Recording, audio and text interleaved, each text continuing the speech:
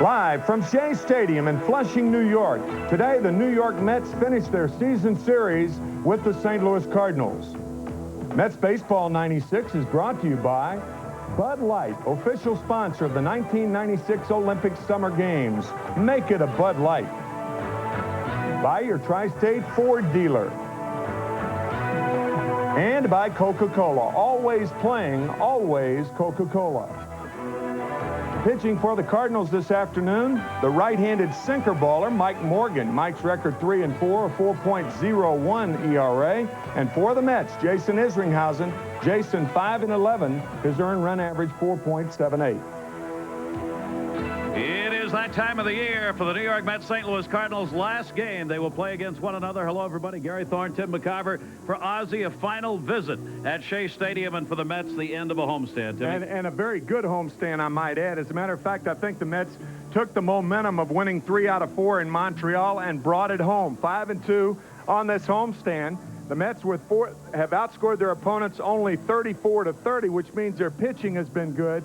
Look at their home run total, 11 against the opponent's 4. 5 Mets starters have pitched into the 8th inning. Pete Harnish with a shutout the other night. And good news all around for the Mets starters, and they hope to continue that with Jason Isringhausen today. Izzy will be on the mound, and the man who was honored last night and who makes his final appearance, the Wizard of Oz. We'll talk with Timmy when we come back after this from Bud Light.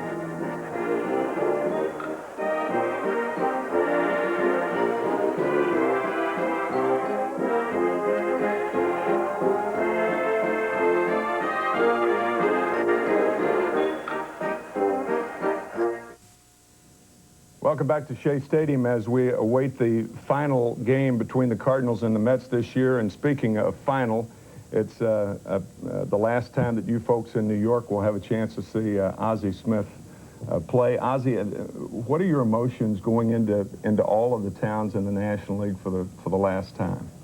Well, you know, prior to making the announcement that this would be my last season, you know, there was a lot of mixed emotions, and sometimes you don't know exactly how you're going to feel until you do it. And I had practiced, and boy, I had it down. And until I had to get up there in front of everybody, and I had all my friends and everybody standing around. And I think it's the reaction of them that makes you react a certain way. And all of the tears started to flow, you know. So before you know it, it's tugging at your heart. And when baseball has been as much a part of my life as it's been for the last 20 years, it's a very tough thing, but after fighting through that and starting the tour in Montreal, I want to say that I'm getting used to it, but days like yesterday, it touches your heart again, you know, when people show that type of appreciation for what you try to bring to the sport. There were 29,000 people on their feet, and of course you have ex-teammates sprinkled along throughout the National League, almost on every team. On every team, and that's what makes this game so special. You know, you develop the close relationships with people, and those are things that'll last for a lifetime. How are those relationships going to change, do you think, when you get out of the game? I don't think that they'll change much at all. You know, that may be the one way that I stay close to the game. You know, so. It's a road that I've never traveled before, and I'm looking forward to retirement. It's been a long, hard, grueling, and when you're considered at the top of your game or one of the best at what you do, and you certainly are that. There's a lot of stress and strain that goes with that, and I'm looking forward to relieving that stress and strain and the responsibility of having to go out there and compete every day. It's very interesting because some of us strive to get to that point and some have actually survived because we've had that pressure. And now all of a sudden, the accolades, everything, the noise is going to stop. How do you think that's going to affect you? Well, I don't know. I think that I've been the type of person that's been very approachable with people. That has always been a part of my makeup. You know, so I think that people will still, as they do now, you know, one of the great things of being able to go around as I'm going around now, and I guess one of the greatest tributes that I can be paid is for people to come up to me and say that, you know, we hate that you're going, but boy, we really appreciate what you brought. And that's a very special feeling, and not many guys get to experience what I'm experiencing now with going through a tour. So I consider myself one of the very fortunate people in the game to have that opportunity. Ozzie, I wish you good luck for the rest of your life. Thank you very much. We'll be right back for the start of today's game right after this from Pizza Hut.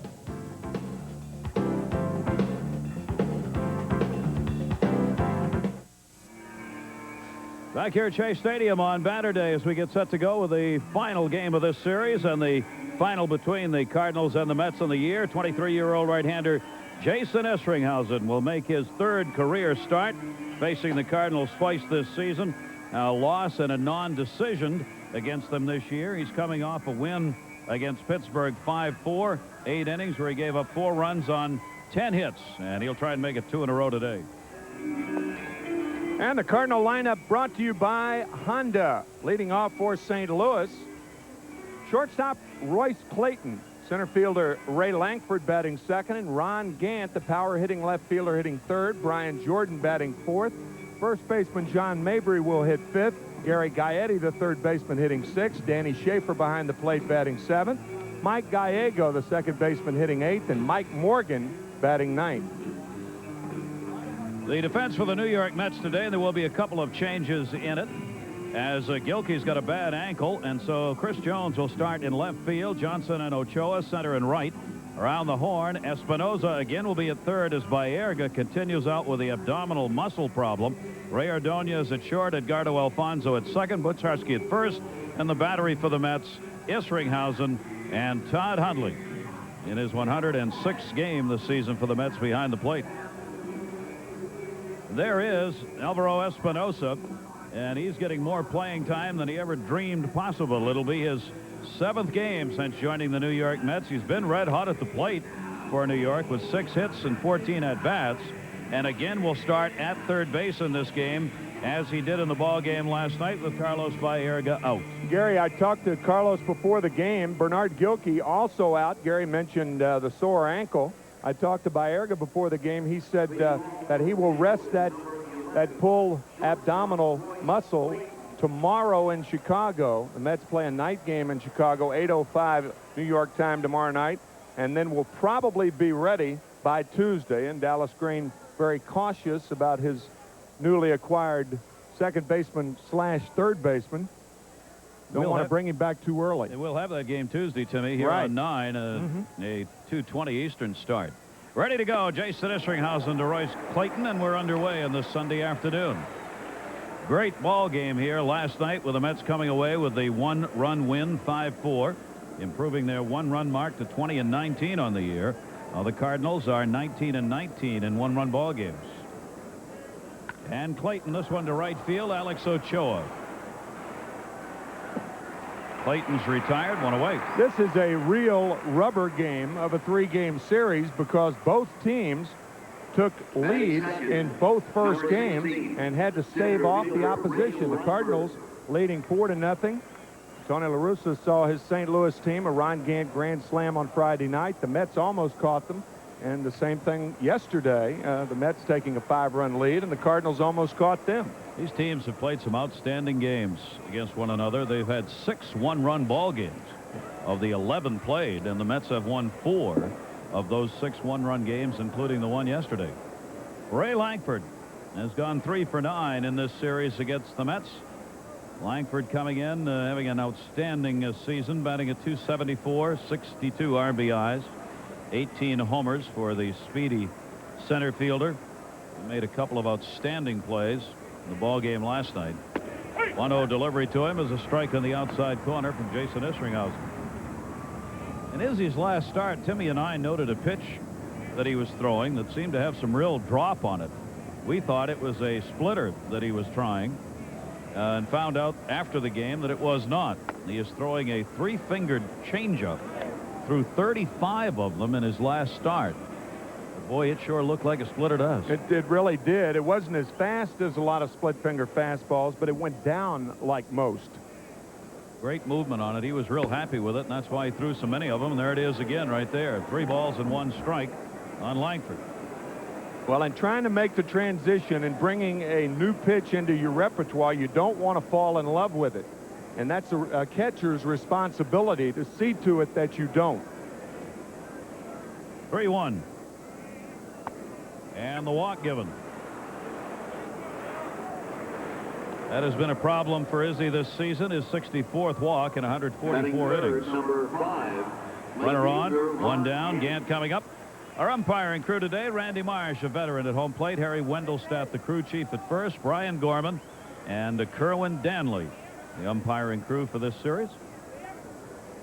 Langford on at first base. Redbirds do like to run. Langford's got 25 stolen bases on the year. And a big cut by Gant. Jason Isringhausen has faced the Cardinals twice this year, and Gant has homered off of Izzy twice this year. He homered for his first home run with 1 on for the Cardinals back on the 3rd of April, and in Isringhausen's last outing, 14th of June, when Izzy gave up 6 earned runs in the first inning and was yanked. Gant has done a number on the Mets this season. He's batting .294 against New York pitching with 3 home runs and 15 RBIs. He leads the Cardinals in RBIs against the Mets this year. 0-1 count. Long look. There goes the base runner. Langford, throw down by Hundley's not going to be in time. And Ray Langford's got his 26th stolen base. He is 6th in the league in stolen bases. And puts himself in scoring position with 1 away. Just no chance for Todd Hundley to throw out the speedy Langford, who had a great jump at first base. Throws okay, but he just had a huge jump. They can run. See the base stealers. Wow. Only 2 have been caught with Izzy pitching. Only 1-1. 2. Strike taken in the inside corner by Gant.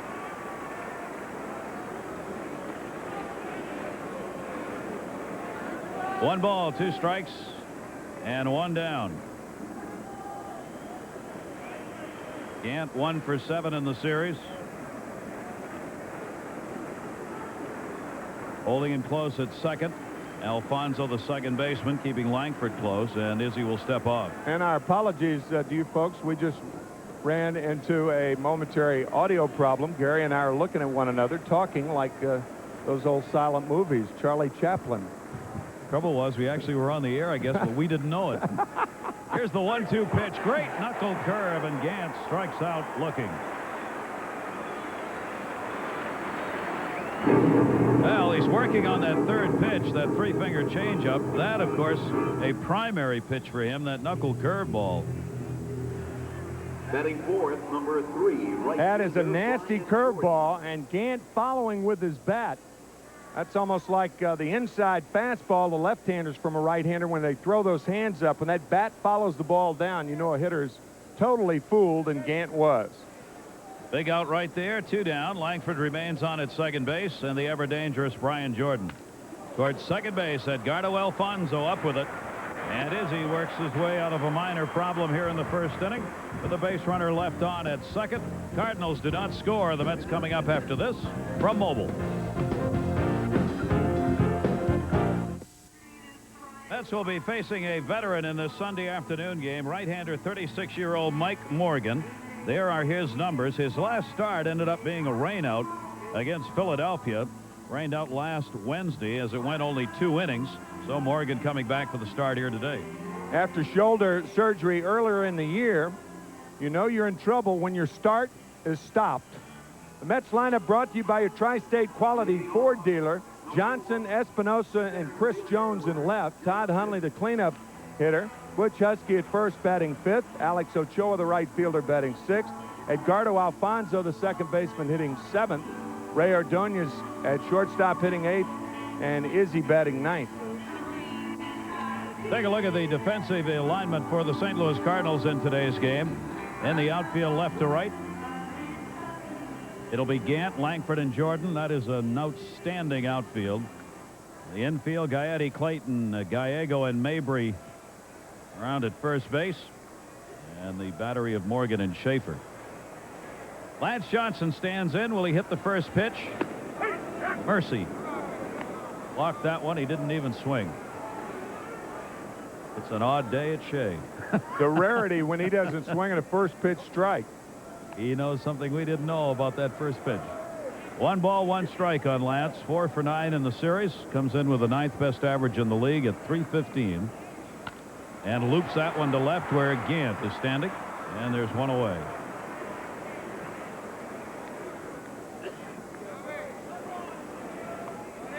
This outfield for the Cardinals has played some great baseball this year, and in this series they've done the same. All 3 of them have made 1 or more outstanding plays. Langford going to get one in the gap last night, and Jordan robbing Todd Hundley of a home run going up over the wall. Tony La Russa's club, though, with a loss yesterday, has fallen back a half game behind Houston. That battle goes on. Houston had a win against San Francisco. Strike on the inside corner, Espinoza. He's had some great at-bats here for the New York Mets already. He was hitting .223 with Cleveland. He had only 112 at-bats with the Indians. Here with the New York Mets because, ironically, of Carlos Baerga's problem, he's getting to play at third base. 1-1, foul tipped. Ball and 2 strikes on Espinoza. When you talk to the hitters in the National League about Mike Morgan, and he's been around for 13 years, they tell you how very difficult it is to pull Mike because of that heavy sinker that he throws, perhaps the heaviest sinker of any pitcher in the National League. And because of that, he is a predominant ground ball pitcher. Right. He will generate up among the top 3 or 4 in the league in ground ball outs. 1-2 delivery, and he gets the outside corner. Morgan gets the strikeout. Espinoza's called, and there are 2 down. That ball really had some wicked movement on it. Whenever a pitcher throws a heavy sinking fastball, he doesn't throw the ball across seams. By throwing the ball across seams, actually what you're doing is making the ball light. So you hold the ball between the seams and on the flat, smooth surface of the ball, and that's where a pitcher will get a pitch like that, which is almost like a dry spitter. It had that dry spitter look to it.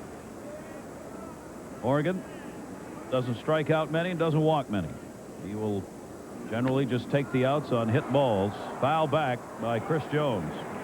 Jones getting the start in left field today for Bernard Gilkey. He's got a minor problem with an ankle that's sore. Well, was in the original lineup. And then when he got to the yard and tried it out in the batting cage, decided against it. So Chris Jones gets the start. 0-1 count on him. We're in the first inning. 2 down, nobody on for the Mets. Morgan with a breaking ball, missing outside.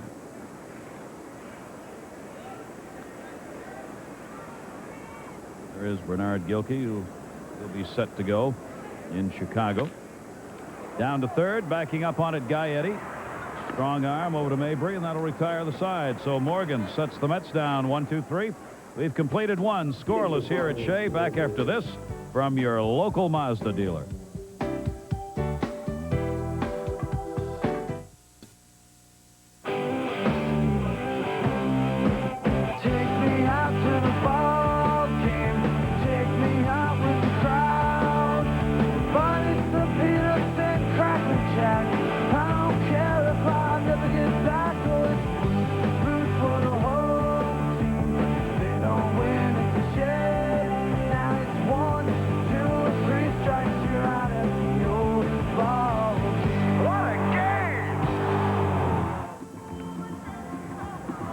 Beautiful summer afternoon here at Shea Stadium with some high clouds around, but generally a gorgeous day. A little breeze blowing from right to left here at the start of the game.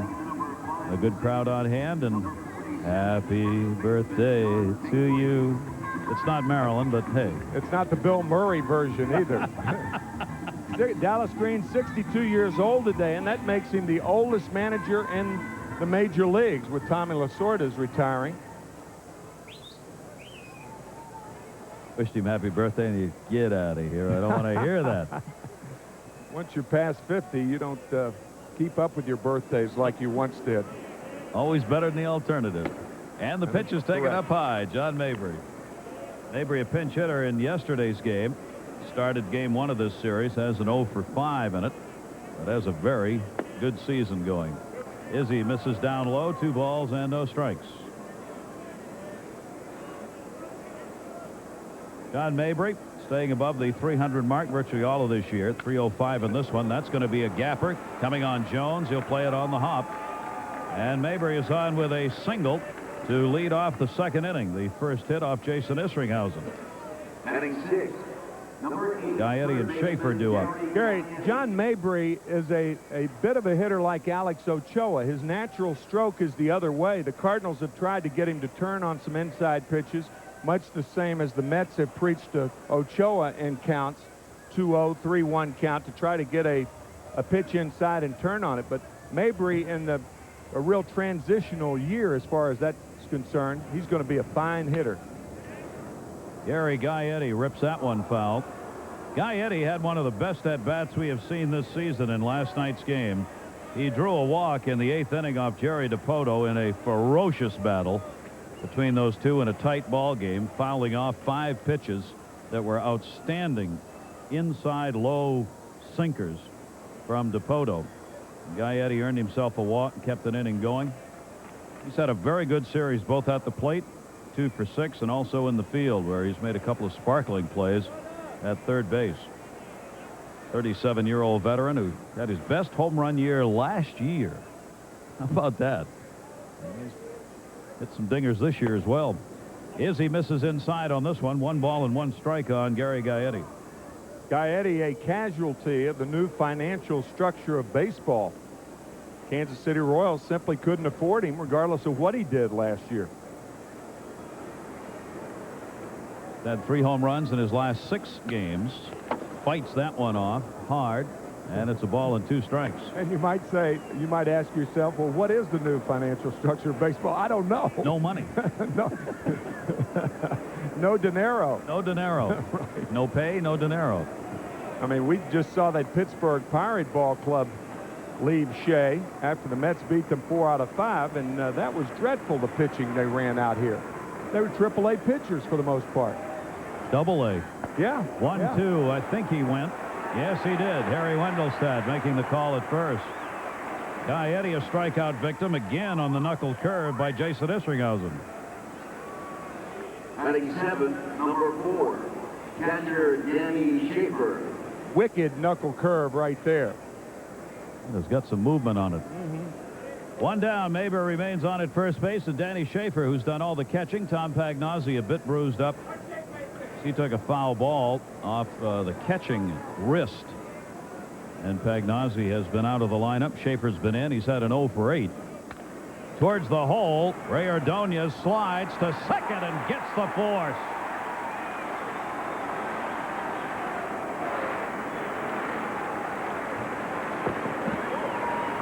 This is a situation where the throw was better than the catch. Baseman Mike Gallego. That's a remarkable play because of the way he threw the ball and the speed he had on the throw. Going into the slide, planting the foot at the same time, coming up and making the throw. Had that been a weak throw, then Mabry would have been safe at second base. Fine play by Ordonez, but the Shea crowd's getting used to it. Yeah. Here is Mike Gallego. 1 for 7 in the series. 2 down, runner at first.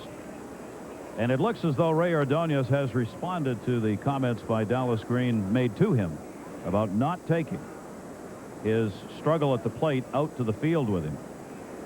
Dallas Green said he was getting lackadaisical in some of his plays at short and wanted it ended. And Ordonez has responded to that. Gallego with a 1-0. Izzy misses inside, 2 balls and no strikes. That's one of the very difficult things about a young player. Because they care so much, how do you channel that caring? That's a part of the maturation process. And Ordonez and a number of Mets are going through that. 300 average for 2.5 months, then has seen it dip down. Gallego pops that one up first base side. Butch Husky in fair territory, puts it away. No runs despite a leadoff single. Base runner left on.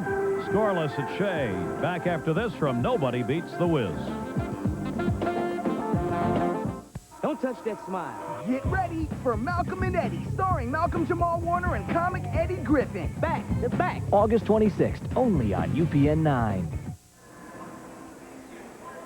Great to have you with us on this Sunday afternoon. Gary Thorne, Tim McCarver here at Shea Stadium as these two teams played 2 real good ball games and started out that way again. No scores. We go to the bottom half of the second with Hundley, Husky, and Alex Ochoa coming up against the right-hander Mike Morgan. Banner day here at Shea Stadium, and there were lots of them that were paraded around the field here prior to the game. This break in the action, a great time to break for the great taste of Bud Light. A big hit with fans everywhere because it won't fill you up and never let you down, so make it a Bud Light. Well, those banners will be raised during the ball game. You'll see in the crowd today. Hundley leads it off, 2 for 7, 4th in RBIs, 2nd in home runs in the National League. 32 home runs and 88 runs batted in for Todd. He's had a couple of home runs off Mike Morgan in his career. He's hit Morgan hard, 10 for 24. Right-hander catches the corner, 1-1. Well, the reason that he hits Mike Morgan hard, in order for Morgan to be effective, he's got to keep the ball down. And Todd Hundley, as good a low ball hitter as there is around in the National League.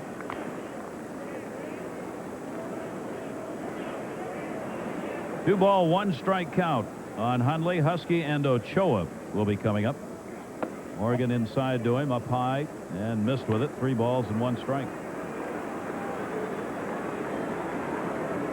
Morgan only 34 walks and 39 strikeouts for him. He is making start number 14.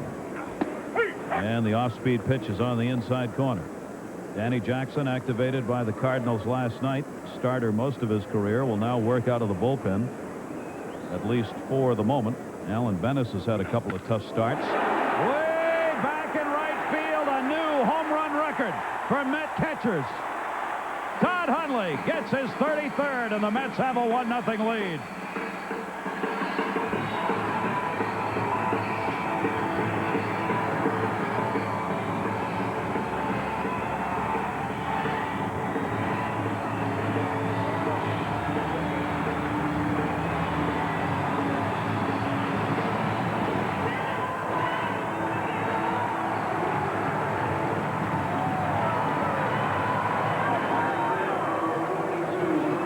Fastballs until that 3-2 count. Danny Schaefer putting 3 fingers down. That's the slider.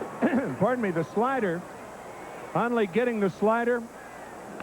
And a pitch that Schaefer never caught. Watch Danny Schaefer.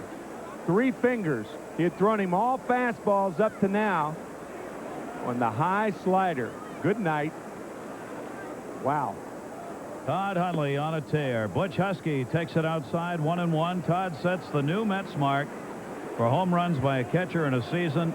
1 more now than Gary Carter had in 1985. Hit down to third. Gaetti, fair ball, slips, still makes a throw and gets him. Good play by Gaetti to get Husky for the first out here in the second. Well, you said it, Gary, that he had made such good plays at third base during this series. And he can tack another one on right here. He catches the ball so low that his momentum carries him into the grass. He slips on the grass, and now the strong throw gets Husky. Fine play by Gaetti. And there's one away. Alex Ochoa, Mets right fielder. Hundley's home run now, the 27th in 20 games. The Mets have had at least 1 homer. In the last 20 ball games, the new Mets mark for consecutive games with home runs.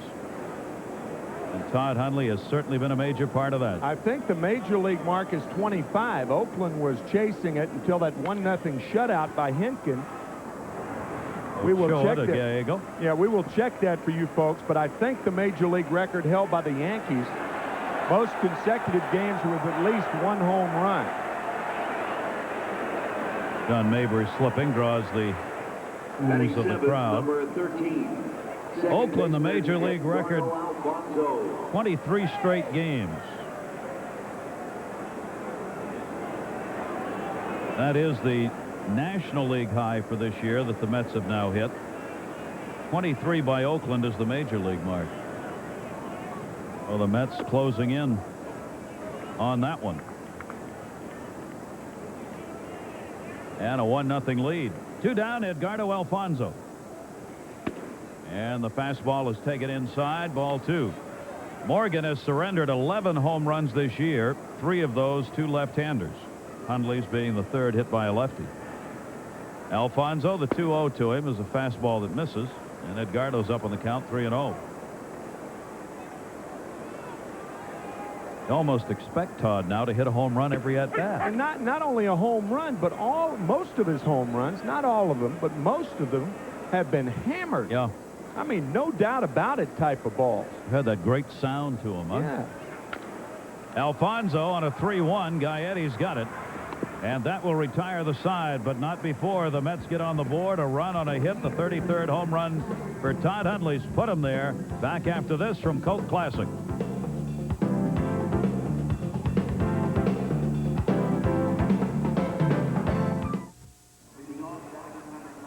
Back here at Shea, and a good crowd on hand for this ball game, and the Mets have taken the 1-0 lead. Jason Isringhausen will face the opposing pitcher, Mike Morgan. Then Clayton and Langford do up here in the 3rd inning for the Cardinals. Louis Cardinals now falling out of first place with Houston up by a half game. Astros have won their last 2. Cincinnati's lost their last 2 ball games, so they're 3.5 behind. And the Mets' next opponents, Chicago Cubs, winning 7 of their last 10, are only 5 games out in the Central. Foul back by Morgan. That'll be a big series at Wrigley Field for the Chicago Cubs. All of them will be at this point. Montreal back on their winning ways. They have beaten Cincinnati 2 straight games. They're only 7 back of the Braves. They seem not to want to go away in the National League East. How about the Braves last night winning in 18 innings, 5 hours and 5 minutes? It took for the Braves to win. 44 players used by the Dodgers and Braves last night. And the loser ended up being a starter as the bullpen. They ran the bullpen through, the Dodgers did, and Ramon Martinez had to come on and ended up suffering the loss. Pitched 4 innings in that game. 1-2 pitch taken inside by Morgan. 2-2 to the opposing pitcher. 1 for 26 for Morgan this year at the plate. 2-2 by Isringhausen. See you later on a fastball. 3rd strikeout for Jason Isringhausen. Timmy, we were talking about the status of the game. I had an interesting conversation with Tom Pagnozzi last night. Right now the backup catcher and also the representative for the team as far as their labor management team is concerned. The word from management people this past week that they might go back to court in 2 weeks if there no agreement is reached and seek an impasse order from the judge and impose the last proposal they put on the table. And I can't believe that discussion's even going on, but it is. Either. Yeah. And Tom Pagnozzi said if they think that the players will not walk again, they are sorely wrong. Said we don't want to, and we will not do it first. But if they come back with an impasse order and impose conditions, and he said, and it won't be in August, it'll be when the season's done and before the playoffs. The very fact that kind of discussion takes place. Frightening, isn't it? It is frightening. Yeah, it is. Absolutely incredible. Royce Clayton, 0-2 count. And Isringhausen outside, 1-2. Well, if the players and the owners think that they did damage to the game the last time with the strike, and there was considerable damage done, I think everybody in agreement with that. They do it again this time. It's over. It might be irreparable. 1 ball, 2 strikes. Clayton batting at 276. Thought about it, stays off, 2 balls and 2 strikes. Tom Pagnozzi said there are a number of issues that are still up for grabs, and he said they're all important because the way the negotiation's going, nothing's final until it's all final. But one of the clear hang-ups is whether or not time will be credited to players when the labor stoppage was on. And the owners have been adamant not to give the players credit. The players want it. Right center field. Langford. Johnson moving over and puts it away. And that'll retire the leadoff batter, Clayton. He's 0 for 2 in the ball game. 2 down here in the 3rd inning. How many players are involved? About 23? Is that the number? For right now, yeah. The trouble is, of course, because you're giving credit to everybody, it has that ongoing effect that you're giving Major League time served to everybody. But the immediate impact would be about a couple dozen players. Which would mean that they would be able to go to arbitration quicker or be able to declare themselves a free agent, yeah. Quicker. Ray Langford up. 2 down, bases empty. Mets with a 1-0 lead here in the 3rd inning. And he lines it to short. Ray Ordonez there has got it. And Isringhausen retires the side in order. Go to the bottom of the 3rd inning at Shea with the Mets up. We'll do that after this from Nobody Beats the Wiz.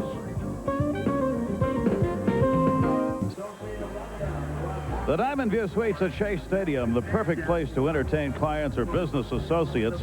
You can experience the excitement of Mets baseball with first-class accommodations and amenities such as in-suite dining, plush theater-style seating, and a comfortable living room area. The Diamond View Suites accommodate 15 or 30 people. Single game, multiple game, and full season packages are available. For information, call 718-565-4310. Jason Isringhausen and Sam McCrary talking things over. He came in the dugout, did Jason, and the minute he got in there, he told Sam, the assistant trainer, that when he was going back, he felt like, and I'm surmising this, he felt like something was pulled in the rib cage, the upper rib cage area in the back. So we don't know how serious it is. Sam checking out, Jason. This is earlier taped, but well, we have seen Elmer DeSenz of the Pirates be taken out of a game and go on the disabled list in this homestand when he pulled a rib cage muscle. That torque a pitcher releases the ball with. Off the fist, Ray Ordonez to short. Royce Clayton makes the play, and Ordonez is retired. 1 down in the 3rd inning. Izzy coming to the plate next against Mike Morgan. Batting ninth, number 44, pitcher Jason Isringhausen. That famous grunt by Nolan Ryan when he released the ball, you'd hear that. Well, that's what the body does when a pitcher releases the ball. It may not be verbal all the time, but it's that exhaling and exhalation when you throw a ball that hard. Again, Clayton at short, and again the out at first base, and quickly 2 ground balls to short off Mike Morgan. 2 down. Keep an eye on Izzy when he goes back out to the mound. 2 down, bases empty, and Lance Johnson coming up. Lance flied out his first time up. Morgan a couple of quick outs here in this inning. Lance batting at 314 will take a pitch here just to try and extend the inning a bit, and takes the strike on the inside corner. 48 multiple hit games for Lance. He and Mark Grutzelanek have been 1 and 2 all year. To second base, Gallego. Great play. Wow. That's why Tony La Russa loves Mike Gallego. He may not hit for much of an average, but he can do that at second base. 1-2-3 inning. Back after this from the United States Postal Service.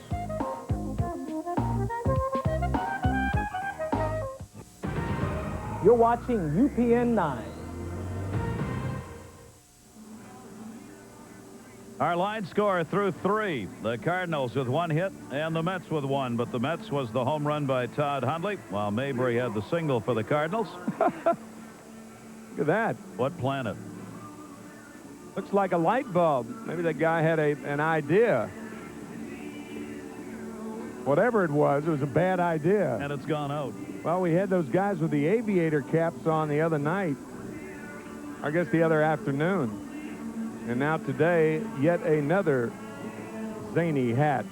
As Ron Gant leads it off here in the 4th inning. 1-0 New York on Todd Hundley's 33rd home run of the year. Gant called out on strikes in the 1st inning. A good Isringhausen knuckle curveball. There it is again. Strike 1 to Gant, 0-1 to Ron. Ron from Victoria, Texas. As a matter of fact, he attended the same high school that Doug Drabeck of the Astros did. Tapped foul, 0-2 now to Gant.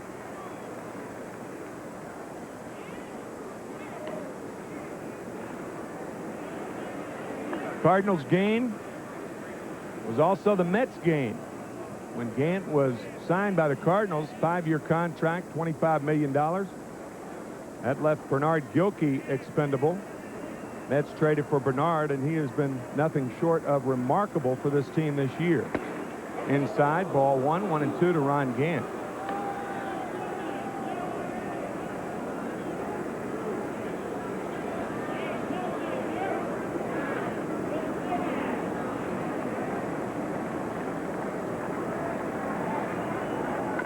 Breaking ball, grounded foul, and Gant looked horrible on that swing. How about that move?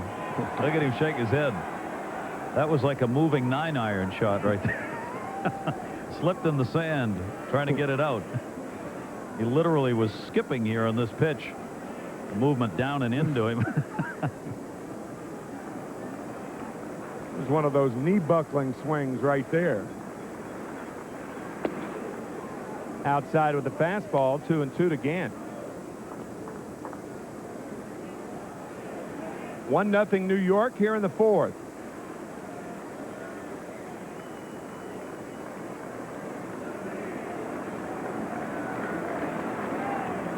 Another curve hit hard to short. One hop by Ordonez throws out Gant. 1 out here in the 4th inning. Cardinals with 1 hit at an opposite field single by John Mabry leading off the 2nd inning. Here's Brian Jordan, the right fielder. As we take a look at our National League scoreboard.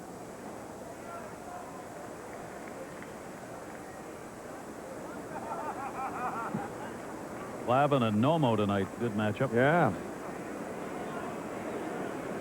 Orioles and Indians tied. The Orioles winning their first game in 11 meetings at Jacobs Field. The Yankees getting blown away last night in Kansas City. Back to try it again on our Toyota American League scoreboard. Those Texas Rangers, they can put up some numbers, can't they? Wow.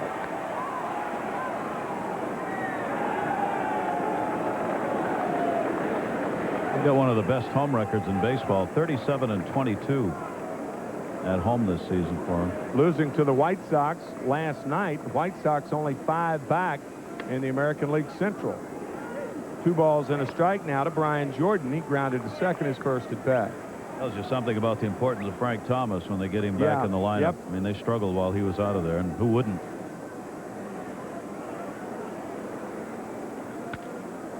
Fly ball, center field. Lance Johnson over and in. Left hand going up, warding off Ochoa. And there are 2 outs in the 4th inning. First baseman John Mabry. That was a football build swing right there. At fastball up and in, a guy used to lifting weight. And just from experience, when you see a guy like that, you almost know that they're going to have problems with that inside fastball.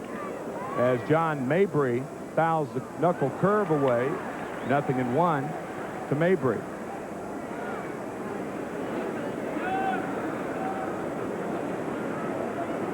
It's almost a forced swing up there. Most ex-football players like to extend their arms. Their muscles are very tight. When you tie them up like that, you stand a pretty good chance of getting them out. 0-2 to Mabry. And he's out on a good knuckle curveball. So good news for the Mets. Isringhausen, there didn't appear to be anything wrong with him. He has a 1-0 lead going into the bottom of the fourth. Back after this from Nobody Beats the Wiz. And do the Mets fans ever love what Ozzie Smith has done against them all these years? See, this is the best of sports. This is an unplanned standing ovation because Ozzie's sitting at the outside of the dugout. They showed a sign on the big scoreboard that said, "Thanks, Ozzie," and the fans on their own rose and gave him a standing ovation. This country has been introduced to goosebumps in a new way the last two weeks, last 16 days for the Olympics, and I guess it's only fitting that the goosebumps return on Ozzie Smith's last visit to Shea Stadium. Alvaro Espinoza, who struck out in the first inning, takes ball 1 from Mike Morgan. Ground ball to third. Gaetti, a busy Gaetti, throws out Espinoza.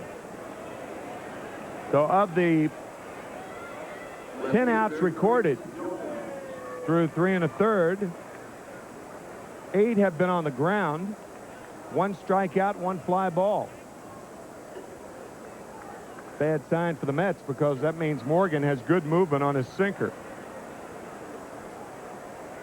Chris Jones now the batter. He grounded to third his first at bat. Gaetti with 4 assists at third base.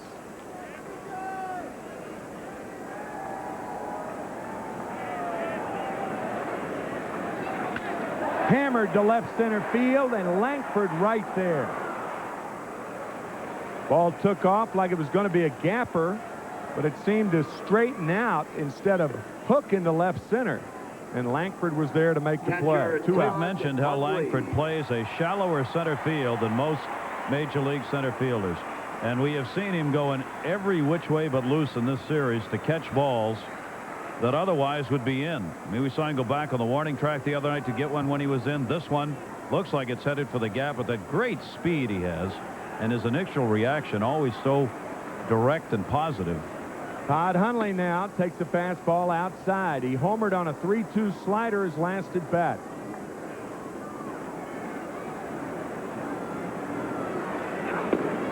Low, ball 2, 2-0.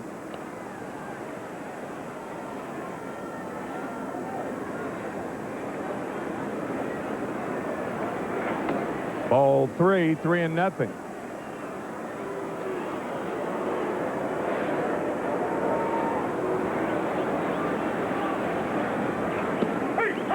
Strike 1 to Hundley. 3-1 to Todd.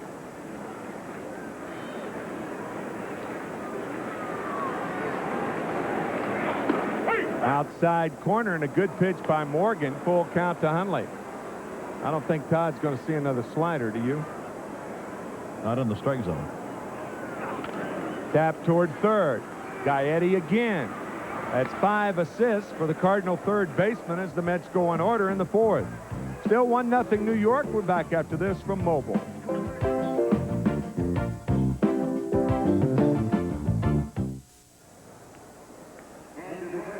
Top of the 5th inning, Tim McCarver, Gary Thorne on a lovely summer day.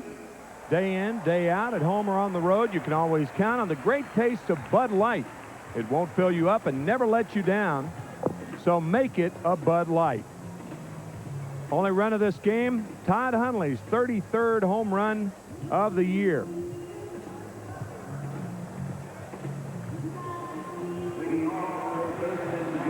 Leadoff batter here in the 5th inning is Gary Gaetti. Gary, a strikeout victim in the 2nd inning. Isringhausen has struck out 4, his career high, 10 strikeouts against the Marlins in a winning effort on the 9th of June of this year.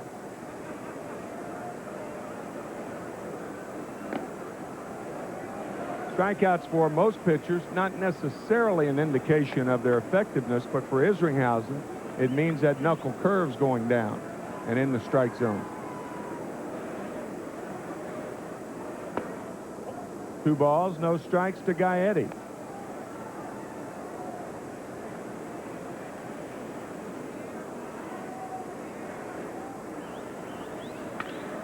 Hit hard to left field. Jones is back to make the play. Yet another example of when a hitter gets a 2-0 fastball, what he can do with it. One away here in the 5th. Danny Schaefer. Look at that.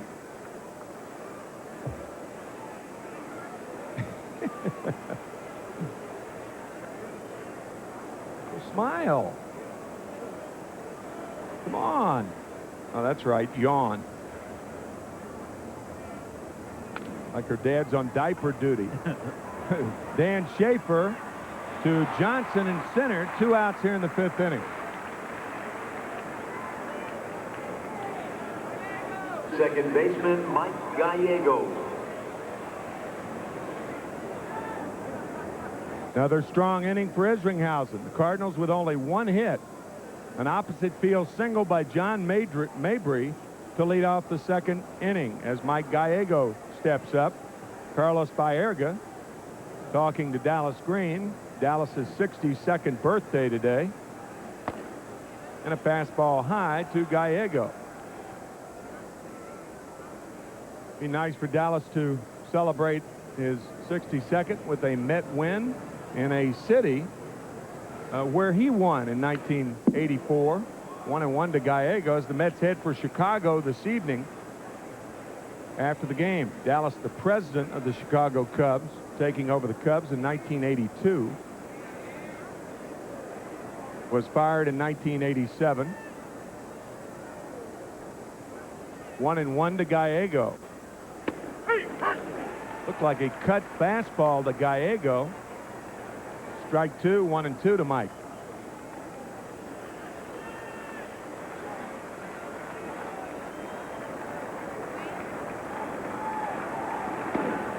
Curve is high, 2-2.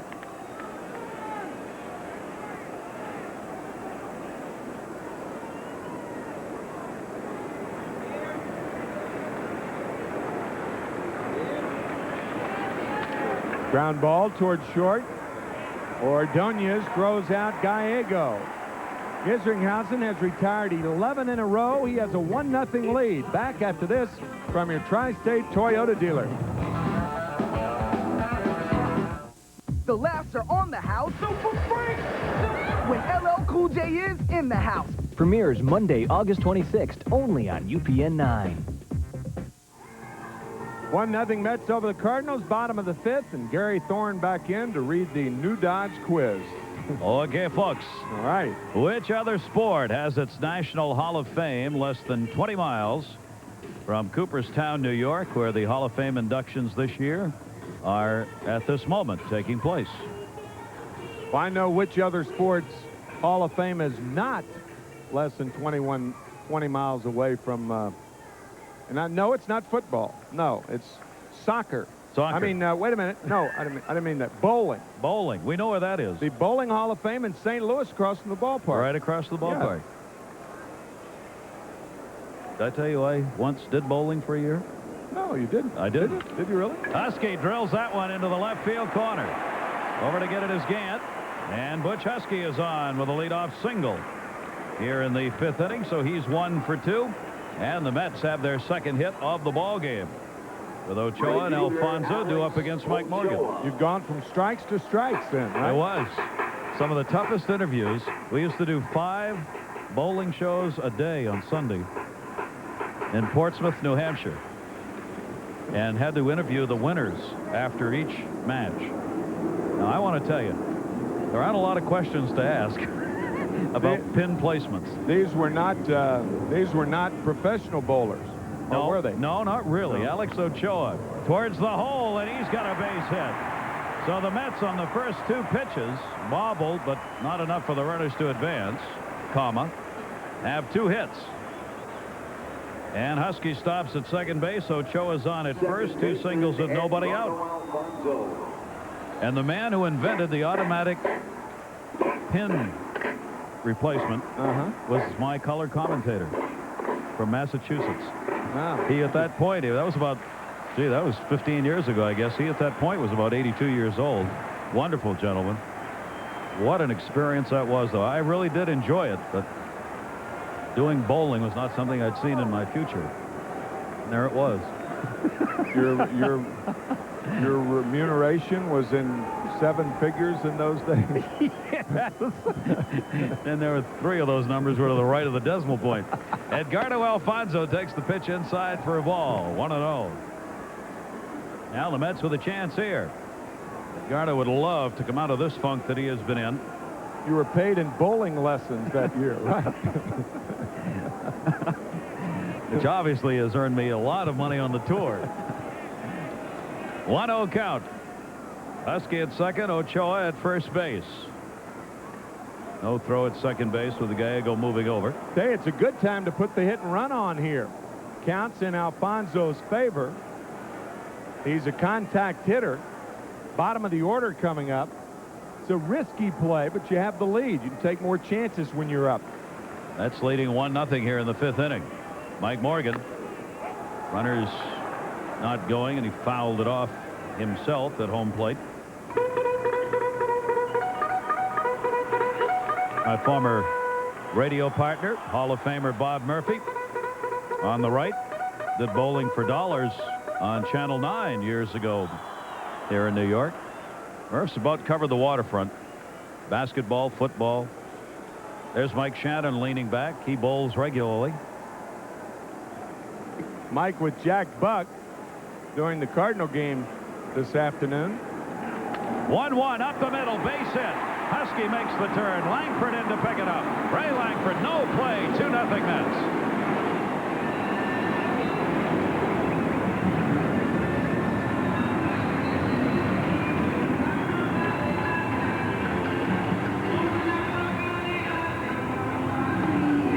Mets with 3 straight singles. And sure enough, Mike Morgan got his ground ball, but it found the hole up the middle.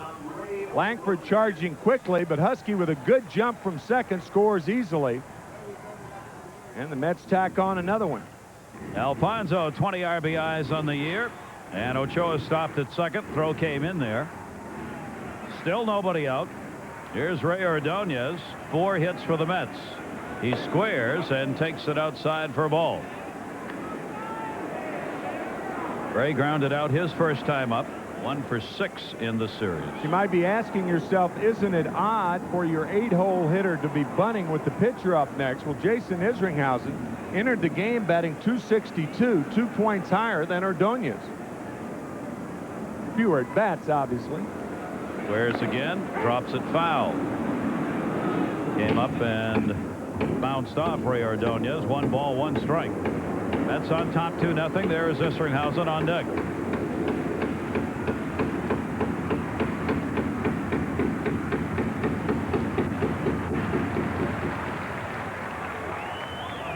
Cardinals moving in at the corners with Ordonez squaring around twice. See whether or not he stays there. 1 ball, 1 strike. Outfield shallow, especially Langford in center. They charge, they move back, and he swings away and pops it up foul into the seats. So 1-2 on Ordonez.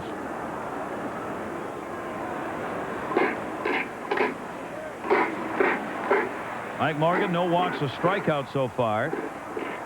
The Mets with 2 runs on 4 hits off him.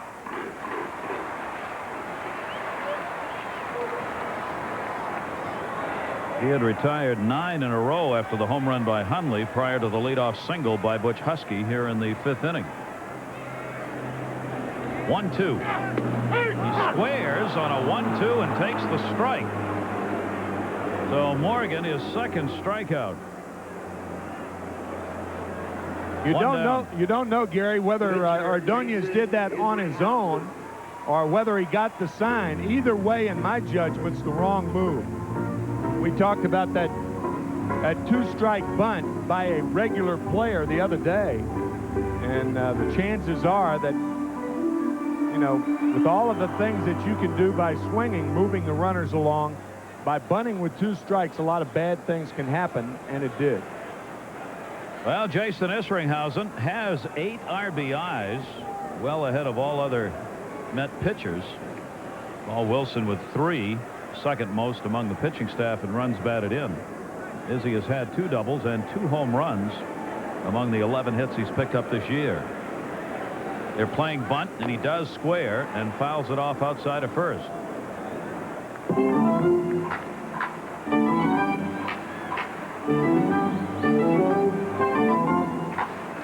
Well, a little surprising there for Ordonez. Yeah, I agree with you. And Was bunting. I know what you're thinking. If Ray Ordonez is bunting for Isringhausen, and you think Isringhausen's a good hitter, why is Isringhausen bunting for Johnson? I have no argument with that line of thinking. 0-1 count. Mabry charging at first. He went through it, missed. They got a chance at second. Diving back in ahead of it, Ochoa. Clayton came over to cover the shortstop. He was a little bit late in covering, and Danny Schaefer, the catcher, had to wait until he got there before making the throw. Ochoa was hung out to dry after Isringhausen bunted through the ball. Now a 2-strike count on Isringhausen. They're still in a bit at first and third, at least on the pitch. And he does square, and it's outside, 1-2.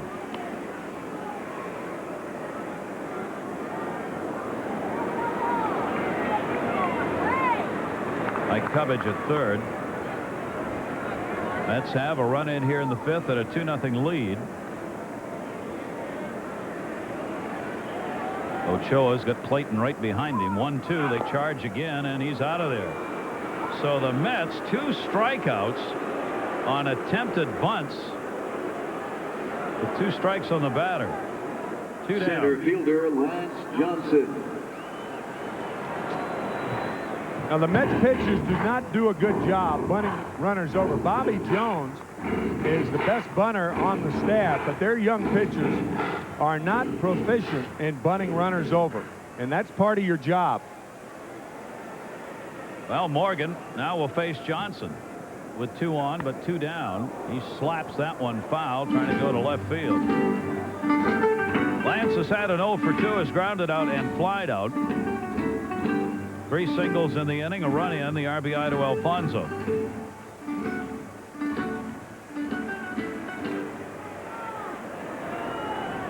Stolen base leader with 42, and the hit leader again fighting it off, and a 2-strike count. And if Morgan can get out of this, giving up only 1 run after 3 consecutive singles, a relatively successful inning. He hasn't done that yet.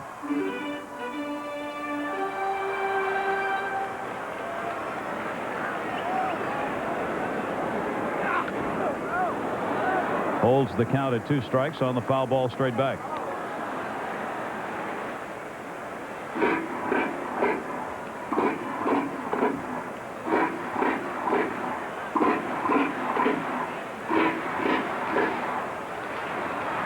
Morgan has thrown all strikes here to Lance Johnson. Check at second on Ochoa. Back him up a little bit. A ball and 2 strikes. Morgan career-wise, 105 wins, 148 losses. He's gone 4-5 in his career against the New York Mets.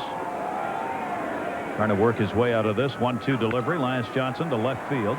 Ron Gant in the corner and puts it away in fair territory. So 3 hits for the Mets, 1 run in. They extend their lead to 2-0 over the Cardinals. Back after this from Bud Light. At Mets Baseball Heaven, the New York Mets Adult Fantasy Camp. It's worth it. Every penny. A day of baseball and in the tub. Don't get that on tape. Hi, Mom. You'll take to the field with former Mets players and coaches such as Meon, Jackson, Wine, Flynn, Stearns, Zachary, Howard, and many more. It's a 7-day season created just for you. For more information, call 1-800-898-METS. That's 1-800-898-METS for Mets Baseball Heaven. Mets trying to take the rubber match of this series and even up the season series, have the 2-0 lead as we go to the top of the 6th inning. Match up against the Chicago Cubs for the Mets. Paul Wilson and Steve Traxel tomorrow. Tuesday we'll have the game for you at 2 o'clock right here on 9 as Mark Clark is scheduled to face Jamie Navarro.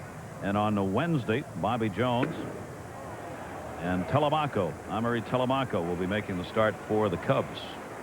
Mike Morgan leads it off here. Jason Isringhausen, a very strong performance so far in this game. 1 walk, 4 strikeouts, and that's going to be a base hit. Morgan gets his second hit of the year in 28 at-bats, and it's a leadoff single here in the 6th inning. Shortstop Royce Clayton. Top of the order now, Royce Clayton, and then Ray Langford due up. 0 for 2 for Clayton. Well, the Sports Hall of Fame located less than 20 miles from Cooperstown, where Major League Baseball has theirs. How about soccer? How about soccer? 18 miles in Oneonta, New York. Bunted. Oh, did he feather that down? Hundley, fair ball, and he doesn't get him, not even close. What is Todd thinking about there? Mets with a 2-run lead, and Todd Hundley went into a fog. I don't know any other way to say it. He just looked like he just locked. Center fielder Ray Langford. I have no idea other than just you know, a brain lock. Watch Todd Hundley. He goes out. He almost looks like the ball is foul, and now he looks at second, and by the time he throws to first, Clayton had beaten the throw. Forgot who was running. I have no idea what Todd was thinking about. Well, the Cardinals get the first 2 on here in the 6th inning, and now Langford up is lined out and walked in the game. 2 on, nobody out. And again, squaring around and taking the strike is Langford. Don't believe that. No. Royce Clayton gets his 18th infield hit. 9 of them have been bunt hits. He leads the Cardinals in that department using his great speed. Langford's had a 3 for 10 in this series. And Isringhausen, 2 on and nobody out.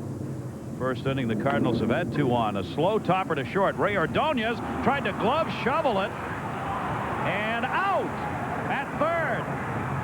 He came off the bag. A big play. Mike Morgan went in standing, off balance, came off the bag and was tagged a second time, and has been called out at third base by the rookie umpire.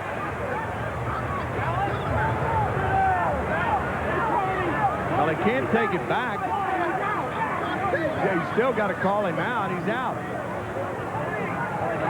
Tony LaRussa going out to argue. But Morgan doesn't seem to be leaving. Now, wait a minute. Now Espinoza says, now, wait a minute, didn't you call him out? You knew Dallas Green, this is some birthday present. Wow, he is safe at third base.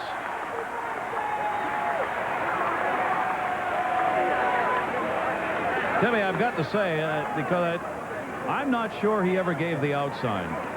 When I saw him look in, when Morgan looked like he came off the bag, I thought he was making a second sign, but I'm not sure he ever came up with the arm, so he may not have made that call. Oh, and I think what Espinoza did, I think Espinoza heard him say out.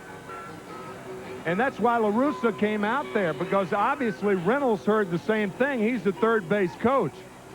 Ordonez trying to shovel it to Espinoza, who stays on the bag. And now what happened, Morgan's foot landed on Espinoza's foot, and Danley pointed at his foot. Now, normally, that's an out call.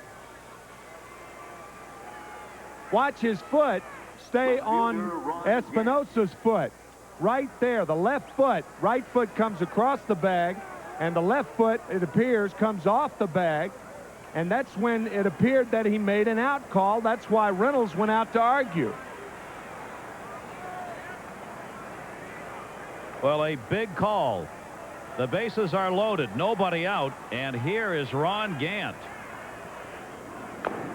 And a check swing foul ball. The Mets leading 2-0, but 4 hits now for the Cardinals of the strangest variety here in the...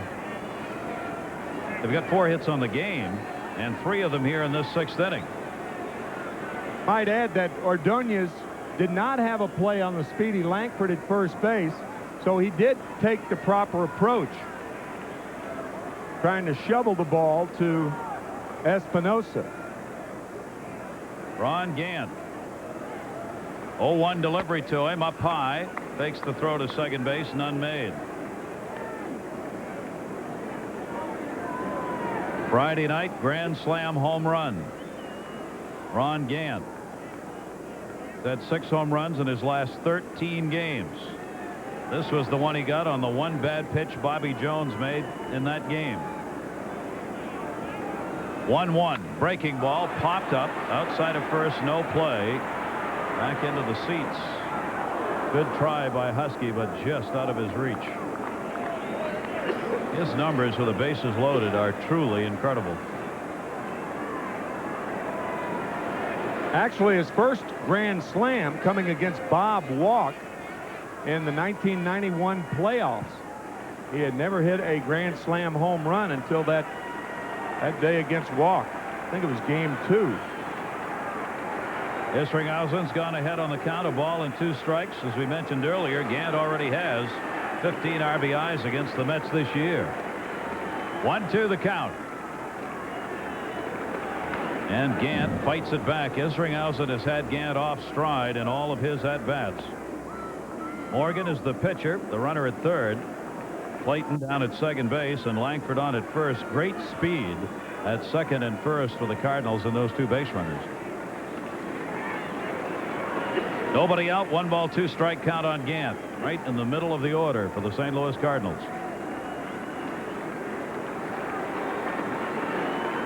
Here's the 1-2. Missed inside to him. 2 balls, 2 strikes. All right, that was a good pitch right there, because what that did was reestablish the breaking ball. If he can come back with the breaking ball here for a strike, he may get him. Gant jumping all over the place. Huh? Yep. Well, that's what that knuckle curve will make you do.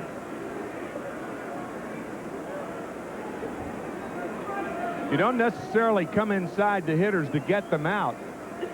The main reason you come inside the hitters is to set up the pitch away. Otherwise, the hitter just keeps leaning out, leaning out, leaning out to where that pitch on the corner is a pitch down the middle. 2-2 count to Gant. Sacks full. Infield back for 2 and the outfield deep.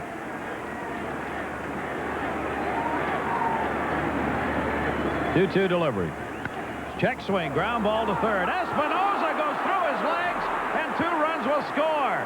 Over to third base will go Langford. Morgan and Clayton are in. An error on Espinoza, and this game's tied at 2.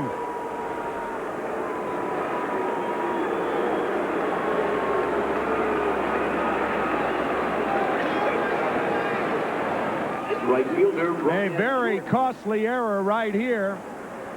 Espinoza simply came up on the ball, didn't stay down. The ball stayed down. 2-run score.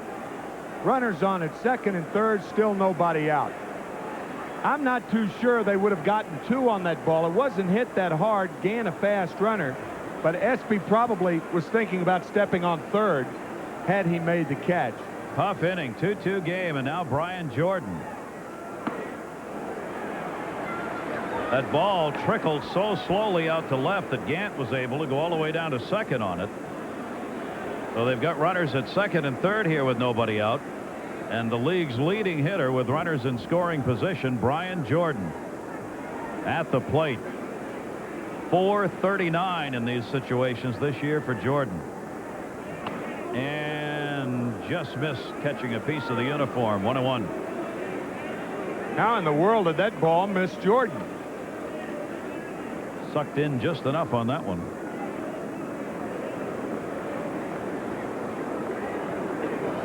Ball game tied at 2. 4 hits and an error now for the Cardinals in the ball game. 1-1. Jordan towards the hole. He's done it again. Langford scores. Stopping at third is Gant, and the Cardinals have a 3-2 lead as Brian Jordan picks up his 79th run batted in.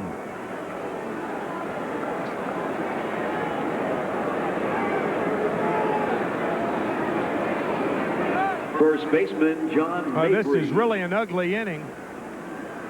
The mental lapse by Todd Hundley and the late throw to first base. Now the error by Espinoza. And big league teams with good hitters, they don't let you up from an inning like this. There's still nobody out. Isringhausen was cruising along, having given up only one hit prior to this inning. Now the Cardinals up. John Mabry, first and third. Mabry towards the hole. Ray Ordonez gets it. There's one. Relay, a big double play. Ray Ordonez starts it out. Double play retires those two. The Cardinals had a run on it, though, and it's 4-2, and it clears the bases. Third baseman, Gary Gaetti. We've mentioned the mistakes, and now an exhilarating play by Ordonez again. My goodness, fine pivot by Alfonzo to get the double play. Extraordinary double play turn. No RBI on that, but Gant comes in to score, and it is a 4-2 ball game. Now there are 2 down, bases loaded, and Gary Gaetti is 0 for 2. What a strange inning. Yeah. RBIs will be credited to Gant and Jordan this inning, and the third run scored on that error.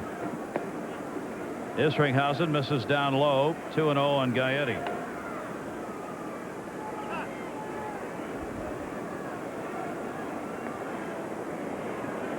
Gaetti will be swinging for the downs here in this one.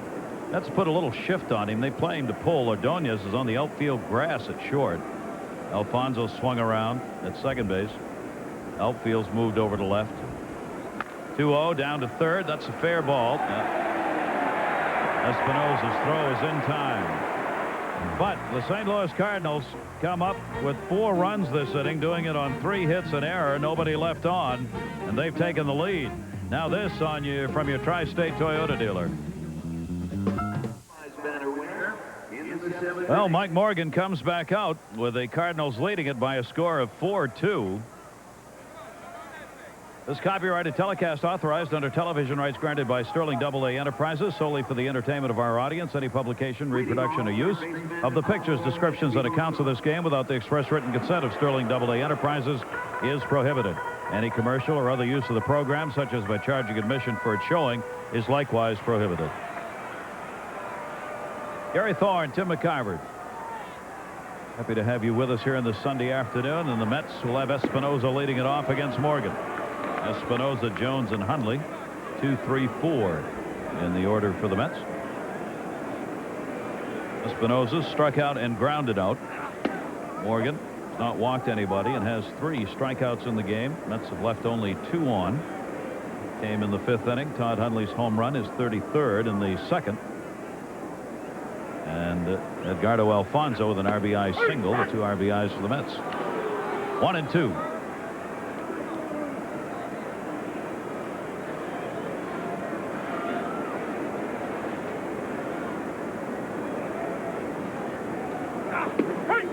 Outside corner, called strike 4 for Morgan. Left fielder Chris Jones.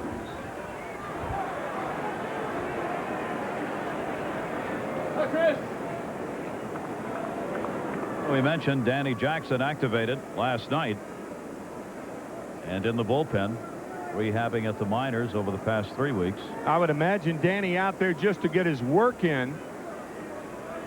Probably work his way back into the starting rotation whenever Dave Duncan, the pitching coach, and Tony La Russa decide when it's best. Taken outside by Chris Jones. St. Louis Cardinals have come up with quite a rotation.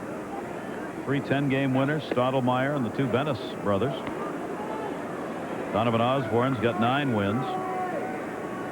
And Danny Jackson coming back, another starter available. And a team that has really come together after the first 2 months. New manager, new coaching staff, new players. Langford in center. Jones retired.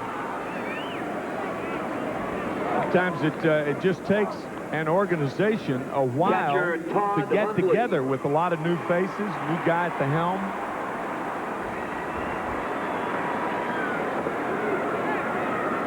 Two down here, and Todd Hundley, who picked up his 33rd home run in the 2nd inning. There's Tony La Russa, the man the Cardinals have felt their way around, and he for them. Ball one. Tony La Russa is a young man, 10 years old, used to go down and see his father and Al Lopez playing checkers at the Spanish community there in Tampa. And he gets the out here, so Morgan comes back and retires the Mets in order. We've completed 6. Cardinals up. Now this from your Tri-State Ford dealer. Coming up this week on Beat the Pro, New Jersey Devil Ken Danico. Join us tonight at 10 for UPN 9 News to see if you can beat the pro. You take a look at the line through 6 innings as the Cardinals coming back after trailing 2-0 to pick up the 4 runs and take the 4-2 lead here at Shea Stadium. 7th inning coming up. Tim McCarver. All right, Garrett, thank you very much. You know, Todd Hundley is one of the toughest guys in the Mets, always gives about everything that he has. But on that last swing, I mean, you have to run the ball out and then get mad. But Todd got mad. Now watch. See that circuitous route that he takes to first base? He got mad while he was running. Now, you can get mad, but you've got to run it out first and then get mad. And Todd had it just backwards, and you hate to see Todd fall into that rut of if you don't hit a home run, then you haven't had a good at bat. Probably still mad at himself about that play on the infield, too, on that throw to first. Could be.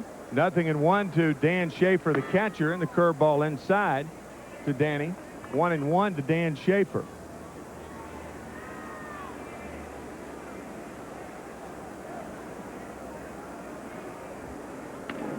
Check swing. Espinoza got his man. Fine play by Espinoza. 1 out here in the 7th. You mentioned earlier about Ray Ordonez and how Dallas has been talking to him about not going out there thinking about his at-bat. Well, you can treble that as far as catchers are concerned.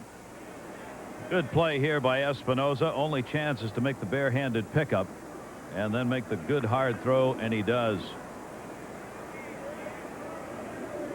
Espinoza's been called on to do some important things here in his first week with the Mets. Gallego fouls it back. The knuckle curve. 0-1 to Mike Gallego, who's 0 for 2. 4-2 Cardinals here in the 7th.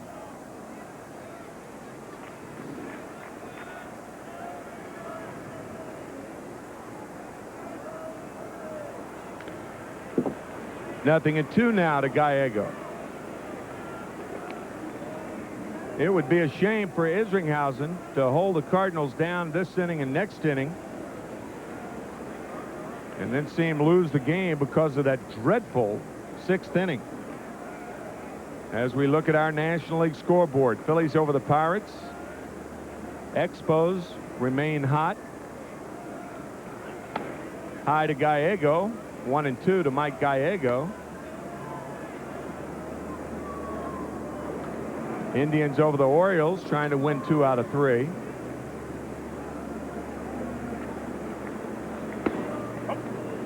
Seattle. I really think the Seattle Mariners, a dark horse choice to win everything this year if Randy Johnson comes back healthy. As we took a look at our Toyota American League scoreboard, and Jason Isringhausen recording his 5th strikeout. 2 out in the 7th, and Mike Morgan, the pitcher, coming up.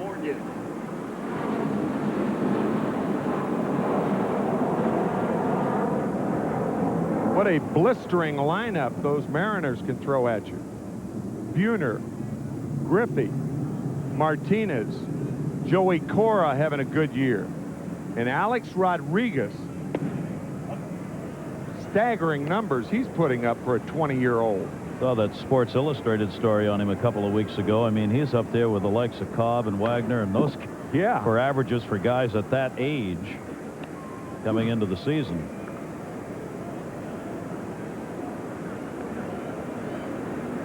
One and 1 to Mike Morgan. We're in the 7th. Cardinals up by 2. Curve is low. 2-1. Rodriguez, second in the American League in hitting. 1 point behind Chuck Knobloch. Ground ball to third base. Espinoza throws out Morgan.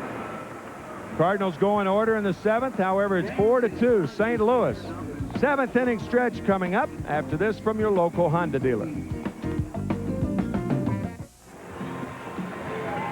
Banner day here at Shea. Mets trailing by 2. They had a 2-0 lead until a very sloppy 6th inning plated 4 runs for the... That's the winning banner, Young Buns. Yep.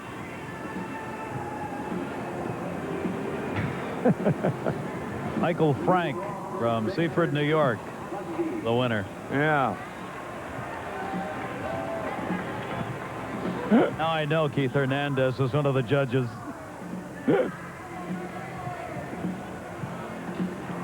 Oh, brother.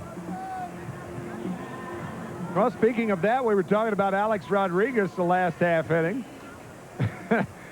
And we had to go to the book to check and see whether Rodriguez was a rookie.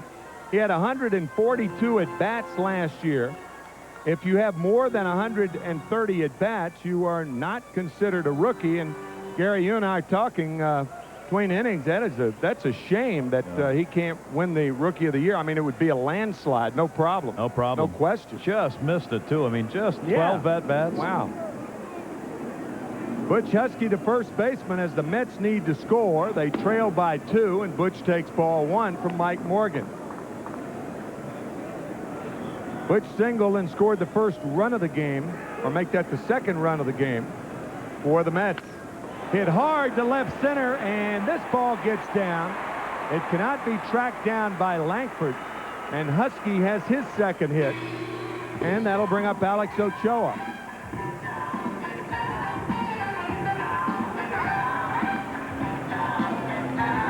Right fielder Alex Ochoa.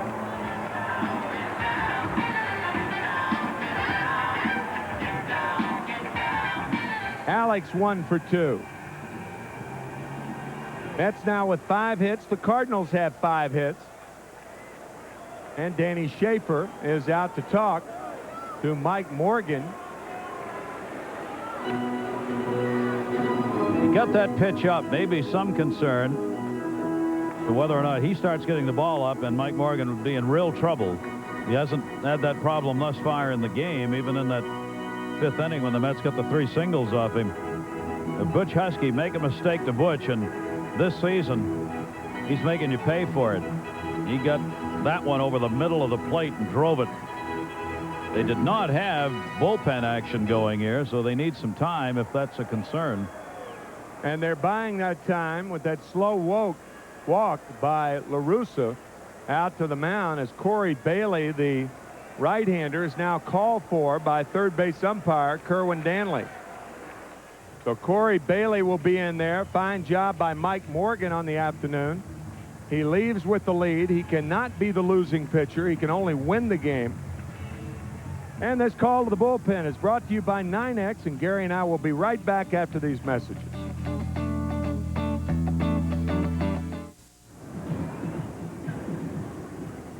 The 4-2 lead for the Cardinals, and Morgan will be relieved by a 25-year-old right-hander, Corey Bailey, who had started the season with the Cardinals, then was sent down to AAA Louisville and was recalled again last Wednesday. 6'1", 202-pounder who's been around the Red Sox minor league organization for some time. Acquired by the Cardinals, pitched at AAA ball last year. He's had some control problems at the minor league level, but has put up some pretty decent numbers there and up and down at the major league level. Corey coming to the Cardinals along with Scott Cooper and a player to be named later for right fielder Mark Whitten and pitcher Raul Cormier. Cormier now with the Expos. Whitten with Atlanta. Alex Ochoa. Nobody out. 1 on here in the 7th. Mets down by 2. Alex fouls it back. No balls and a strike to Ochoa. Very nice crowd on hand, about 35,000 here on Banner Day. Mets with 29,000 last night.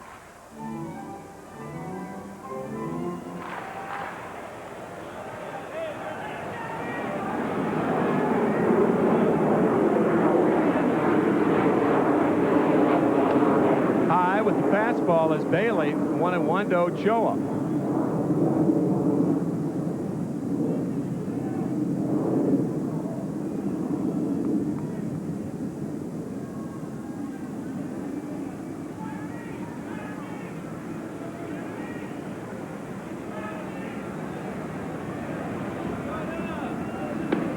Good breaking ball, but it's low. 2 balls and a strike to Alex Ochoa. Isringhausen all the way for the Mets, were it not for that dreadful 4-run sixth. Only 4 hits in the inning.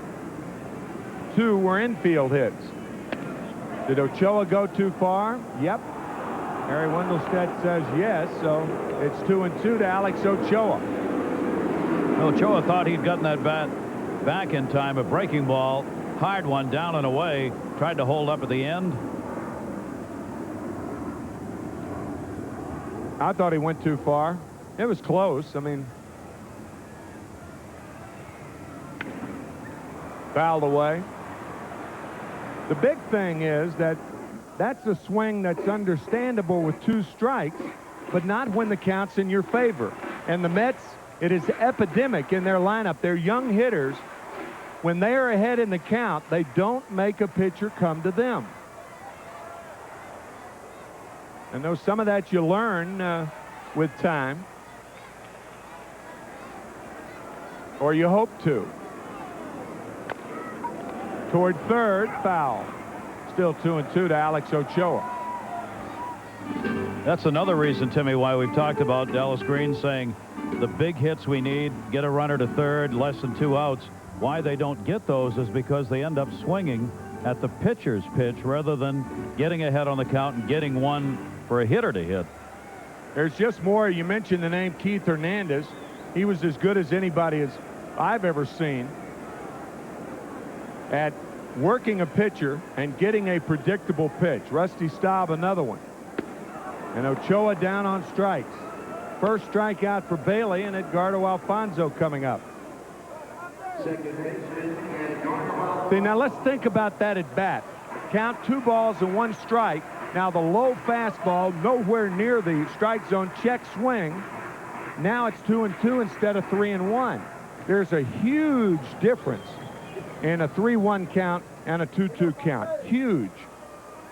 Now Bailey just comes in with pure heat on that one. Yeah, I mean, that's going to happen to you. Guy's going to blow a ball away. And Alex pounding his helmet for good reason.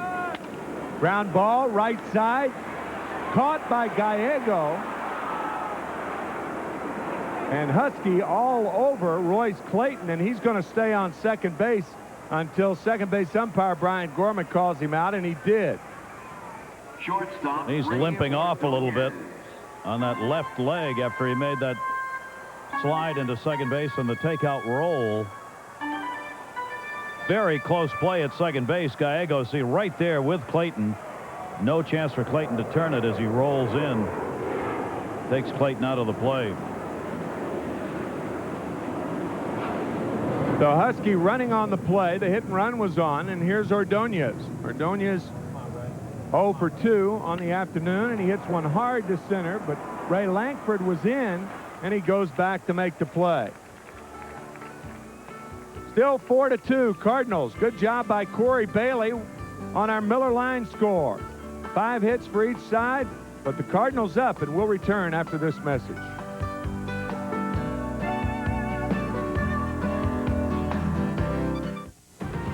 You're watching UPN 9. Hey kids, you want to be one of the New York Mets?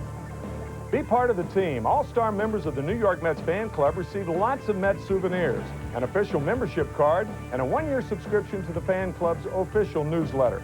To join, write to New York Mets Fan Club, Post Office Box 414, Norwood, New Jersey, 07648. Or you can call 201-784-9600.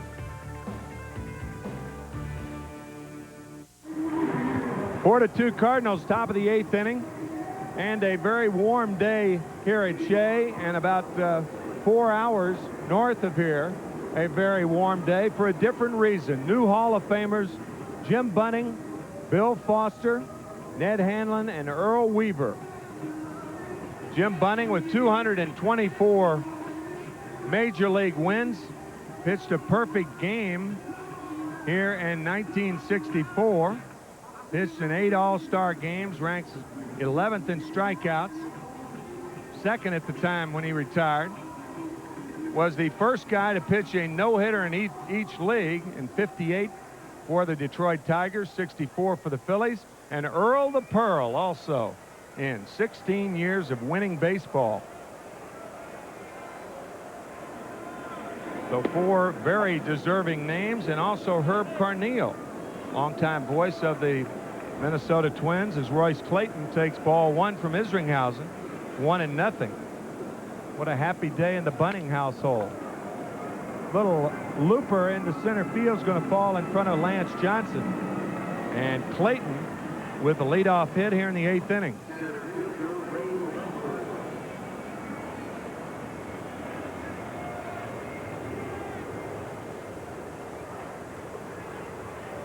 Huh. About that oddity. Fits the year, doesn't it? Yeah, it does. The runs and the home runs and big innings.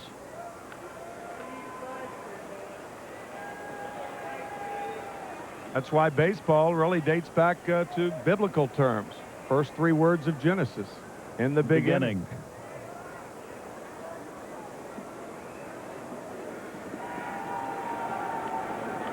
Nobody out, 1 on, 4-2 St. Louis here in the 8th.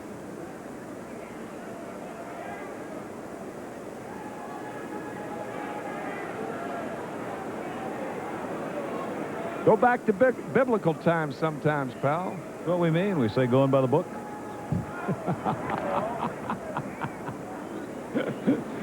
A different book, huh?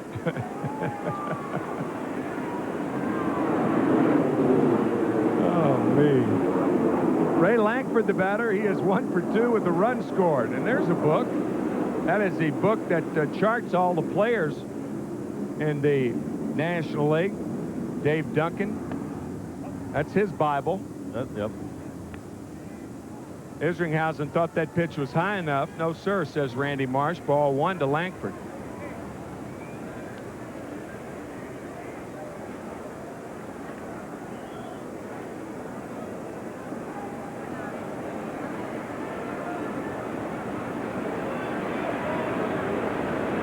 Good time for a hit-and-run play, but Lankford not a real good hit-and-run man. He swings through a lot of pitches. He leads the Cardinals in strikeouts. See if Clayton's running. There he goes. Fastball is outside. The throw in time at second. Fine tag by Ordonez. 1 out here in the 8th inning. Great throw by Todd Hundley. Right into the glove of Ordonez, so that the runner's coming right into the ball, which Ordonez has already caught. And Clayton's got great speed, so you have to make this kind of a throw. Good buy by Ordonez, too, to get in front of that bag. Clayton wasn't going to get in there easily, no matter what. Ordonez has the guts of a burglar. He puts that left ankle right in there and makes a hard tag on Clayton. 2-0 now to Lankford. Ground ball hard right side. Alfonzo. And you think about how important that play was, because had Clayton been on second base, and that ground ball to the right side would have moved him to third, and the infield would have had to have been drawn in.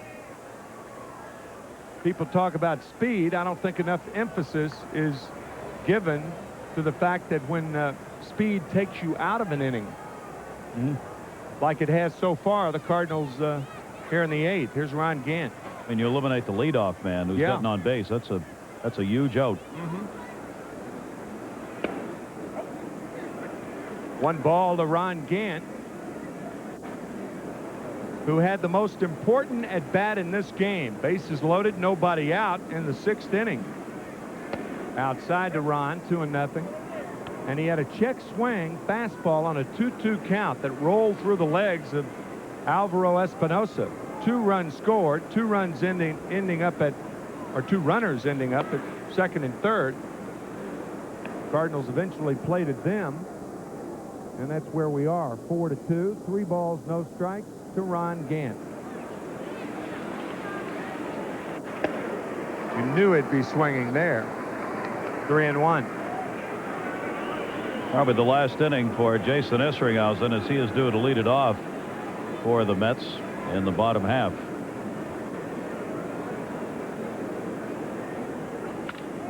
Hard to third. Espinoza throws out Gant. Mets need 2 to tie over the next 6 outs. It's 4-2 Cardinals. Back after this from Miller Brewing.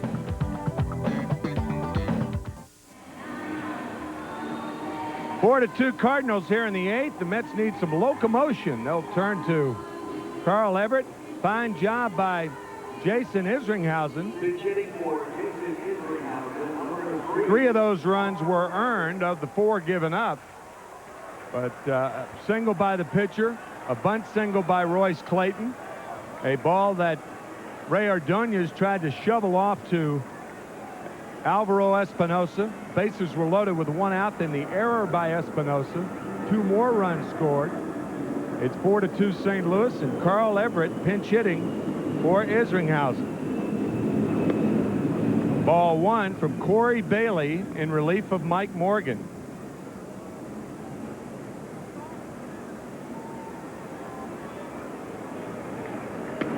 Outside corner, strike 1 to Carl Everett.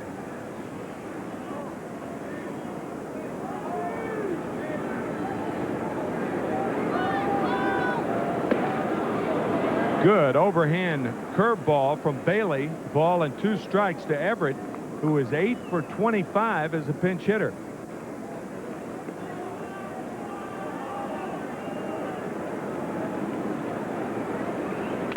Another curve fouled off, hitting home plate umpire Randy Marsh. Randy appears to be all right.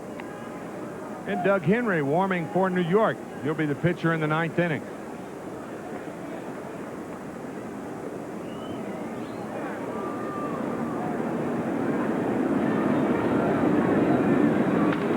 Ground ball to shortstop. Clayton throws out Everett. 1 out here in the 8th inning. That'll bring up the top of the order, Lance Johnson.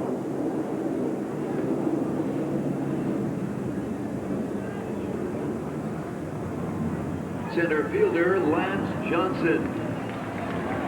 Lance trying to be the first player ever to lead the American League and the National League in hits.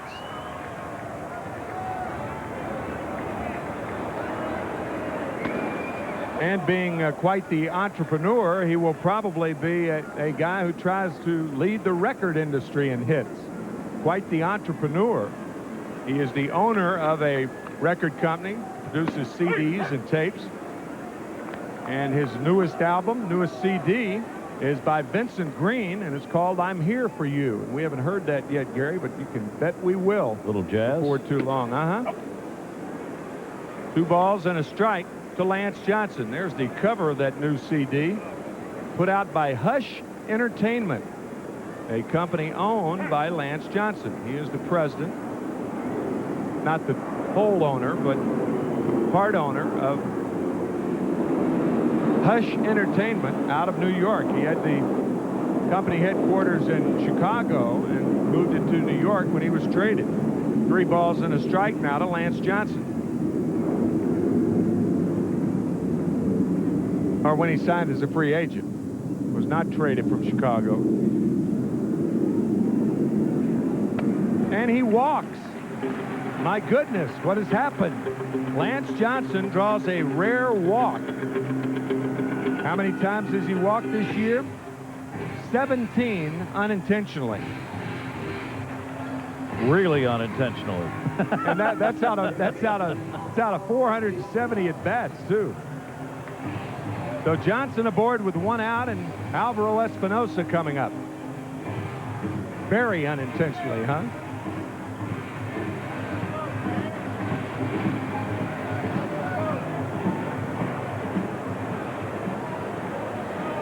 Mets have been coming from behind of late. They need to do it here. Danny Schaefer out to talk to Corey Bailey.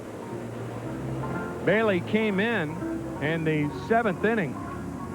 As we look at Tony Fossas warming up for the Cardinals, and Fossas is out there, one would assume, to get Todd Hundley to turn around to that right side.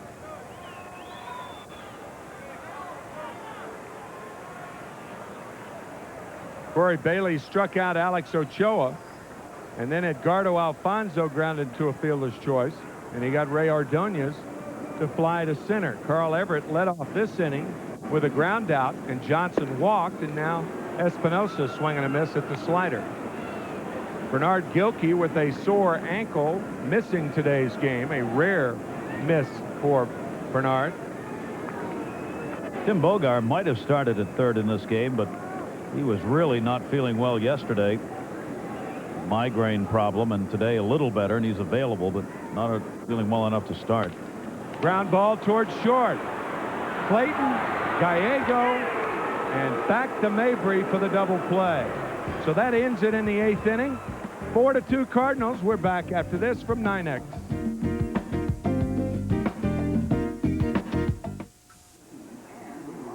Doug Henry will be coming on for the Mets as we go to the 9th inning with Isringhausen having been pinch hit for.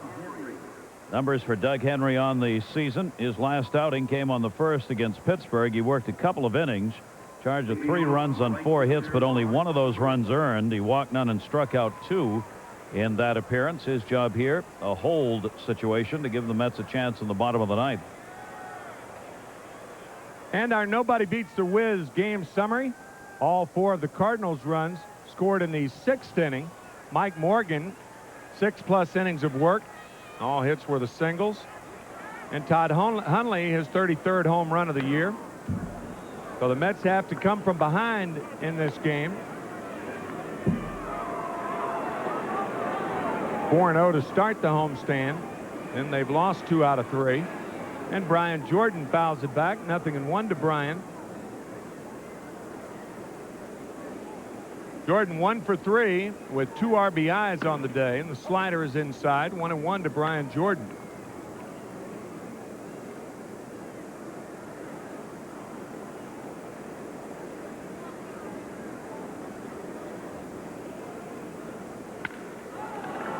Fly ball left field. Chris Jones is in, almost in his tracks to make the play. 1 out here in the 9th, and that'll bring up John Mabry, the first baseman. First baseman, John Mabry. I said Brian Jordan had 2 RBIs. He has 1 this afternoon to give him 79 on the season.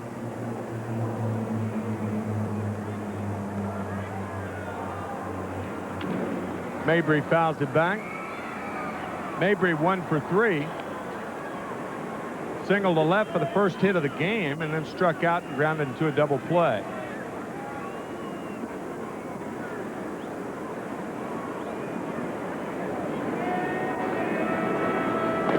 The splitter bounces away from Hundley.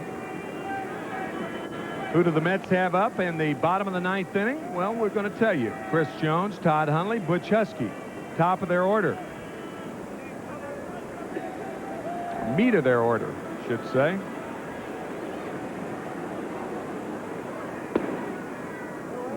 Splitter is low, ball 2. 2-1 to Mabry. Cardinals head home for 2 weeks at home, including their road trip here today. Play the Marlins a lot. They had to swap a series with Florida early because they needed the stadium, Joe Robbie, for football, so they ended up a road trip where they started with Florida and ended with Florida. Now Florida's going to do the same thing with St. Louis. Line drive, center field, Lance Johnson there. 2 outs. So they'll end up going home, play Florida, and Florida will come back before the 2-week stand is over. It doesn't happen very often. Kind of like the Mets and their trip coming up to Monterey. After it was found out later, they really didn't have to change that. They could have played in San Diego. Yeah, right. Wonder why they didn't change it back. The Republican convention is no longer going to be held at Jack Murphy Stadium, from what I understand.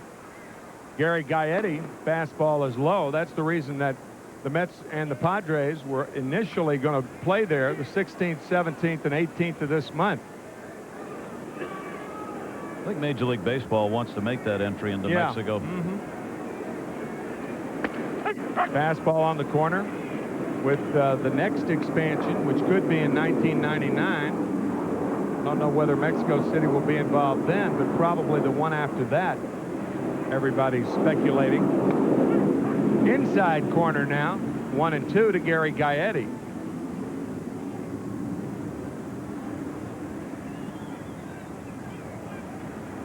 Dennis Eckersley is up and throwing for St. Louis.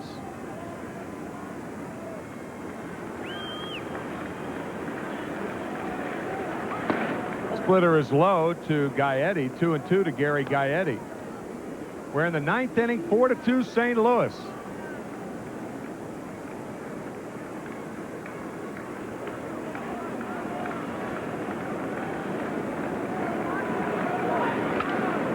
Fly ball, right field, and deep. Ochoa over to make the play. So Henry spreads it around. And out in left, center, and right. Mets trail by 2. We're back after this from Massachusetts Tourism.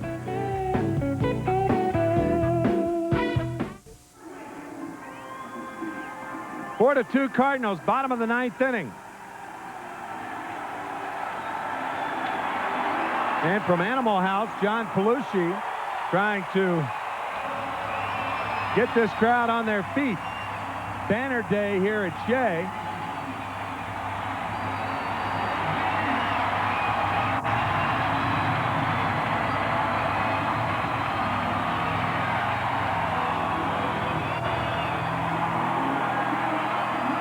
One of the more ineffective guys in the stands trying to get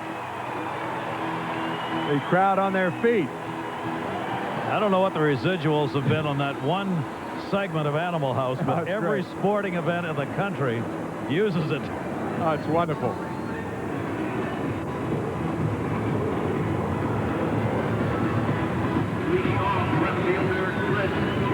Chris Jones leads it off, and the Mets trailing by 2.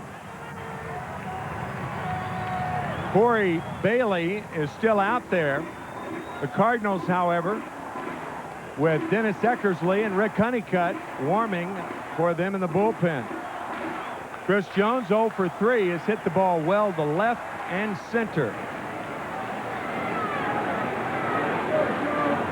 Breaking ball fouled away. 0-1 to Chris Jones.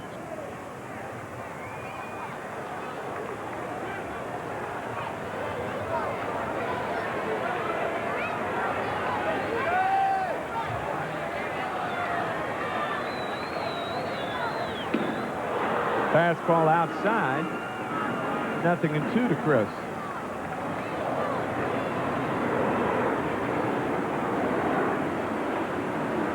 Chris often seen in late innings, the 8th or 9th innings, but rarely during his 4th at bat. Started today for Bernard Gilkey. Outside and low. 1 ball, 2 strikes to Chris Jones.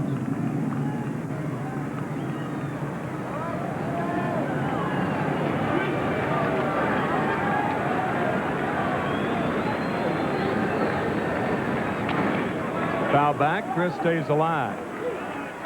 Bailey's been pretty impressive. Pretty good pop of the fastball. Yeah. And he's got a fairly exaggerated motion that he uses with a fastball, and he keeps it going with a breaking ball. He's shown a real good off-speed curve. Looks like the type of pitcher that jumps at hitters. Hitters don't like that. It makes them commit too early. Low. Bailey falls down. Schaefer falls down. So the Cardinal battery low.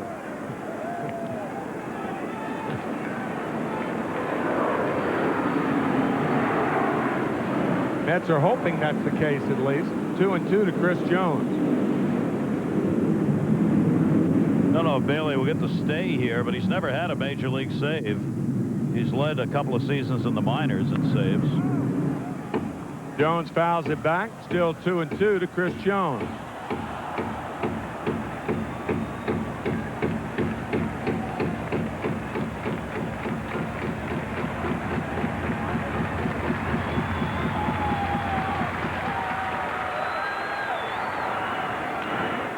Another one fouled away. That looked like a splitter from Bailey.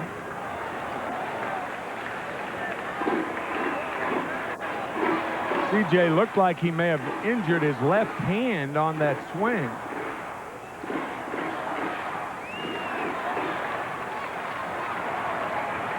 Two balls, 2 strikes to Chris Jones. We're in the 9th, 4-2 St. Louis. What a play by Royce Clayton to throw in time. My goodness. Royce Clayton on a dandy to open the 9th inning. Well, the Cardinals' defense here in this series has made some phenomenal plays. None better than this one. This is a huge play because the Mets would get the potential tying run to the plate if they can get the base runner on. Clayton, strong throw after a great stop. Chris Jones has got to be thinking, what do you have to do to get a hit in this game? He's hit the ball right on the button 4 times and is 0 for 4. So that means Todd Hundley will be batting with the bases empty. And we will see how he does after this from Mobile.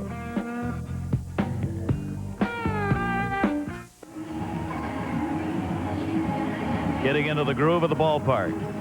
Young.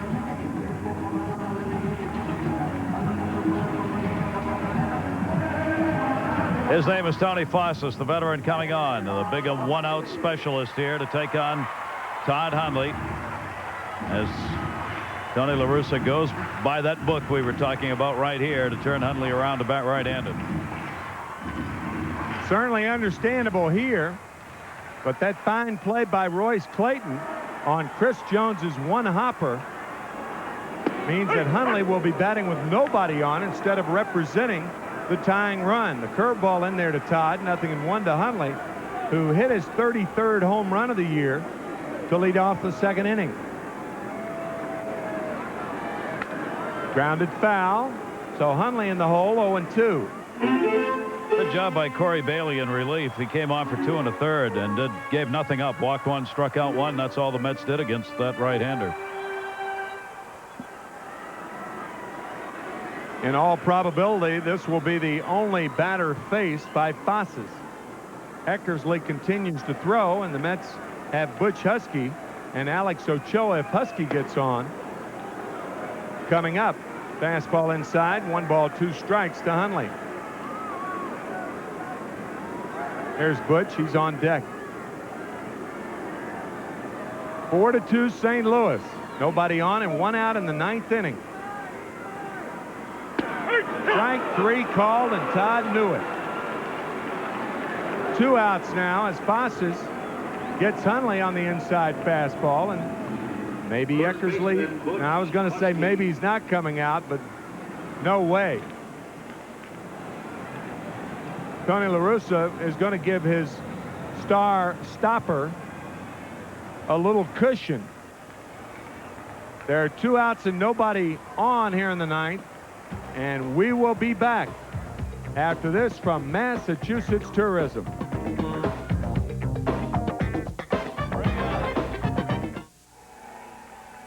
4-2 ball game, and Dennis Eckersley will come on in relief. 2nd time he has appeared in this series.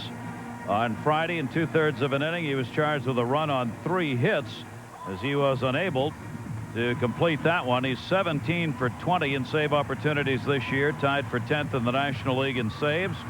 And if he could get one here, he would tie Raleigh Fingers at the 341 save mark. Ozzie has watched this game. And he watched his counterpart, Royce Clayton, make a brilliant play to open this inning. Otherwise, the Mets would have a runner on. They trail by 2, and boy, what a fine play by Clayton on the ball hit by Chris Jones. Dennis Eckersley 1 shy of catching Raleigh Fingers on the all-time saves list. Fingers with 341, Dennis with 340. And as we've said on other broadcasts, keep in mind Dennis Eckersley was a starting pitcher for 12 years. Never had a chance to save games. One of the really, truly remarkable pitching stories in the history of the game. Keeps himself in such great shape at the age of 41 years old. Husky fouls it away. Butch 2 for 3 with a run scored. He's had a good day. 1-1 to Butch Husky.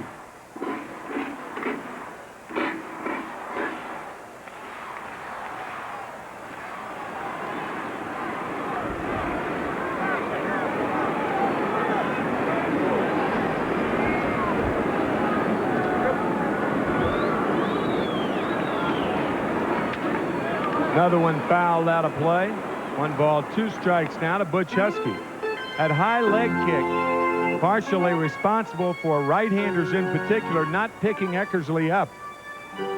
Tough to find the ball when you've got to see that high leg kick from Eckersley.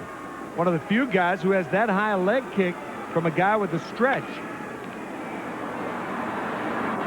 Most guys who wind up will have a leg kick that high, but very few from the stretch position. Still 1-2 to Husky. Helps him generate that great velocity. Yeah. What he's got left, it's not as hard as it used to be. Husky down on strikes. He didn't want to swing, but he did. And Eckersley comes in to retire Husky and record his 341st save of his remarkable career. Speaking of remarkable careers, none any greater than that man, Ozzie Smith. Cardinals win it 4-2. Winning pitcher Mike Morgan, his record 4-4. The loser, Jason Isringhausen, his record now 5-12, and that ties him with Pat Rapp and Frank Castillo for the most losses in the National League. Gary and I will be back with more of the wrap-up after this from Miller Brewing.